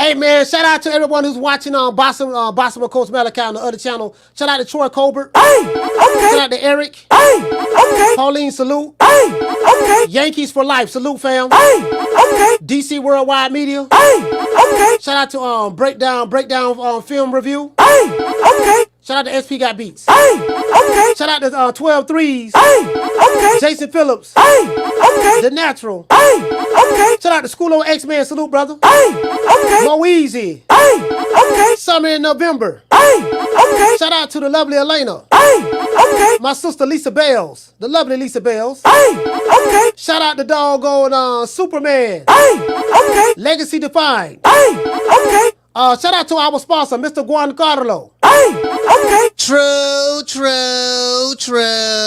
Shout out to George Venasio. Hey, okay. Dude asked me, he say, man, what that soundbite is? This OJ the Jew man. Y'all, do y'all want to know where that soundbite come from? Let me show y'all where that soundbite come from. OJ Jew man, and you know I'm crazy. You know what I mean? OJ Jew man. OJ the Juice man. Make the trap say, hey! You know what I mean? Here go OJ the Jew man right here. Y'all wanna know who this is? Hold on, wait here. Where the video at? Where the video? Make the trap say a video. Hold on, where is that? Where is that? Hold on. Y'all, cause a lot of these guys don't know where it come from. Make the trap say a. Where's oh, here you go right here. Here you go right here. OJ Jew man. Half a brick, say Tovin, say Tiggy. Ay, okay, ay. So icy entertaining. Quarter brick, half a brick, whole brick, ay. Quarter pound, half a pound, whole pound, okay. 100 pills, 1,000 pills, serving major way. Juice man and Gucci man make the trap, ay. Quarter brick, half a brick, whole brick, ay. Quarter pound, half a pound, whole pound, okay. 100 pills, 1,000 pills, serving major way. Juice man and Gucci man, 1,000 pills, serving major way. Juice man and Gucci man. This Nicki Minaj right here. Make the trap, ay. Quarter brick, half a brick, whole brick, ay. Quarter pound, half a pound, whole pound, okay. 100. That's Nicki Minaj right there. A lot of people missed it. That's Nicki Minaj right there. She was with Gucci Man first when she got with Lil Wayne. She look a little different now because she had surgery and stuff, but that's Nicki Minaj. Pills, 1,000 pills, serving major way. Juice man and Gucci man make the trap, ay. I'm booming, I'm banking, I'm serving all the babies. Rap game easy, but the dope game gravy. Young Jew man, and my life is like the J. Yeah, with stupid, fruity, crazy sweat, jumping in your lady. Banana don't share it, interior like the Lakers. Ron James wrist when I'm fucking with that cake up. Hit the trap, stay down, watch the paper wake up. Booming out of housing, Jay's asking for a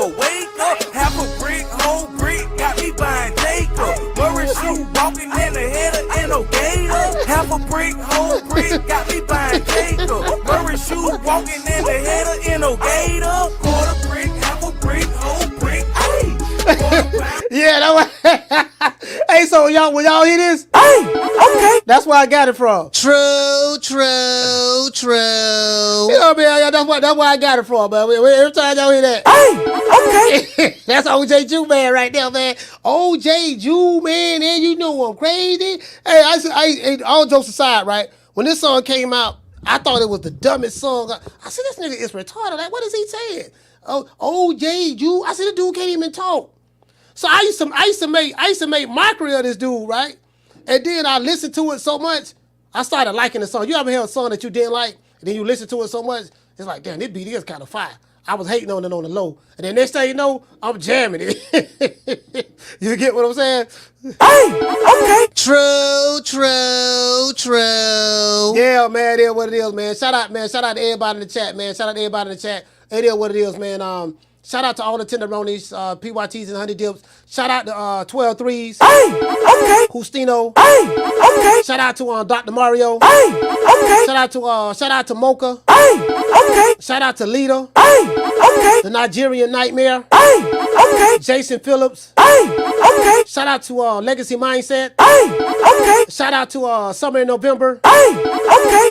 Who else we have? Mo Easy Salute. Hey, okay. Shout out to School of X-Men. Hey, okay. Charlie the Cat Boxing. Hey, okay. Jason Phillips. Hey, okay. Unlaced Tennis Shoes. Hey, okay. Shout out to DT. Hey, okay. Let's see. Summer in November. Hey, okay. Hey, I'm trying to tell you, boy. Hey, okay. This song came out like 2009. This song came out like 2009, something like that. I think that's when it's 2008, 2009, somewhere around there. Yeah, that was before Gucci Mane had went to prison. This before Gucci Mane went to the feds. This song came out like around 2009, somewhere up in there.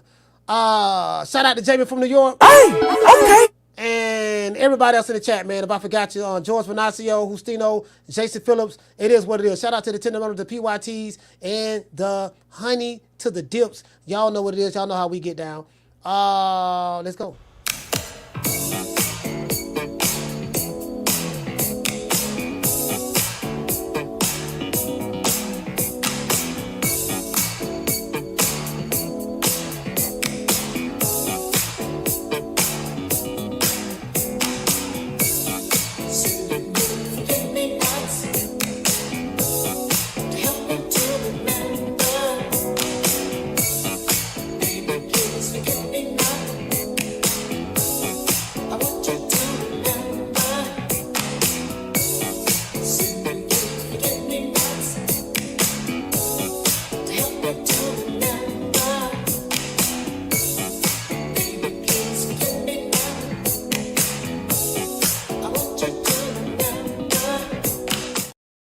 Hey, man, peace to the family, man. Happy 4th of July, man. Y'all enjoy yourself, man. Everybody on the West Coast. Hey, I got in contact with my cousin, Petey.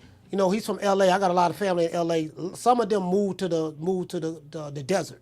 They moved to Palm Springs. So, you know, I will be in L.A. August the 3rd. I'll be there before then for the Bud fight. So, looking forward to linking up with my family in L.A., a personal family and extended family as well. So we're going to be out there, man. I promise you we're going to be out there, you know, enjoy the fight. You know, hope everybody have a good time. Enjoy yourself. Stay positive. Stay focused on what you got going on. Don't get discouraged. Just if you get knocked down 10 times, get up 11 times. It is what it is. All it takes is that one time to keep it going. Everybody go through things in life, man. And just remember, you know, no matter what you're going through, somebody got it worse, you know. So stay focused. Keep doing your thing. See you guys on the next one. You know my motto. Don't meet me there, beat me there. Peace. Y'all know what time it is, fam. Salute to everybody. Man, I'm out of here, bro. Let's go.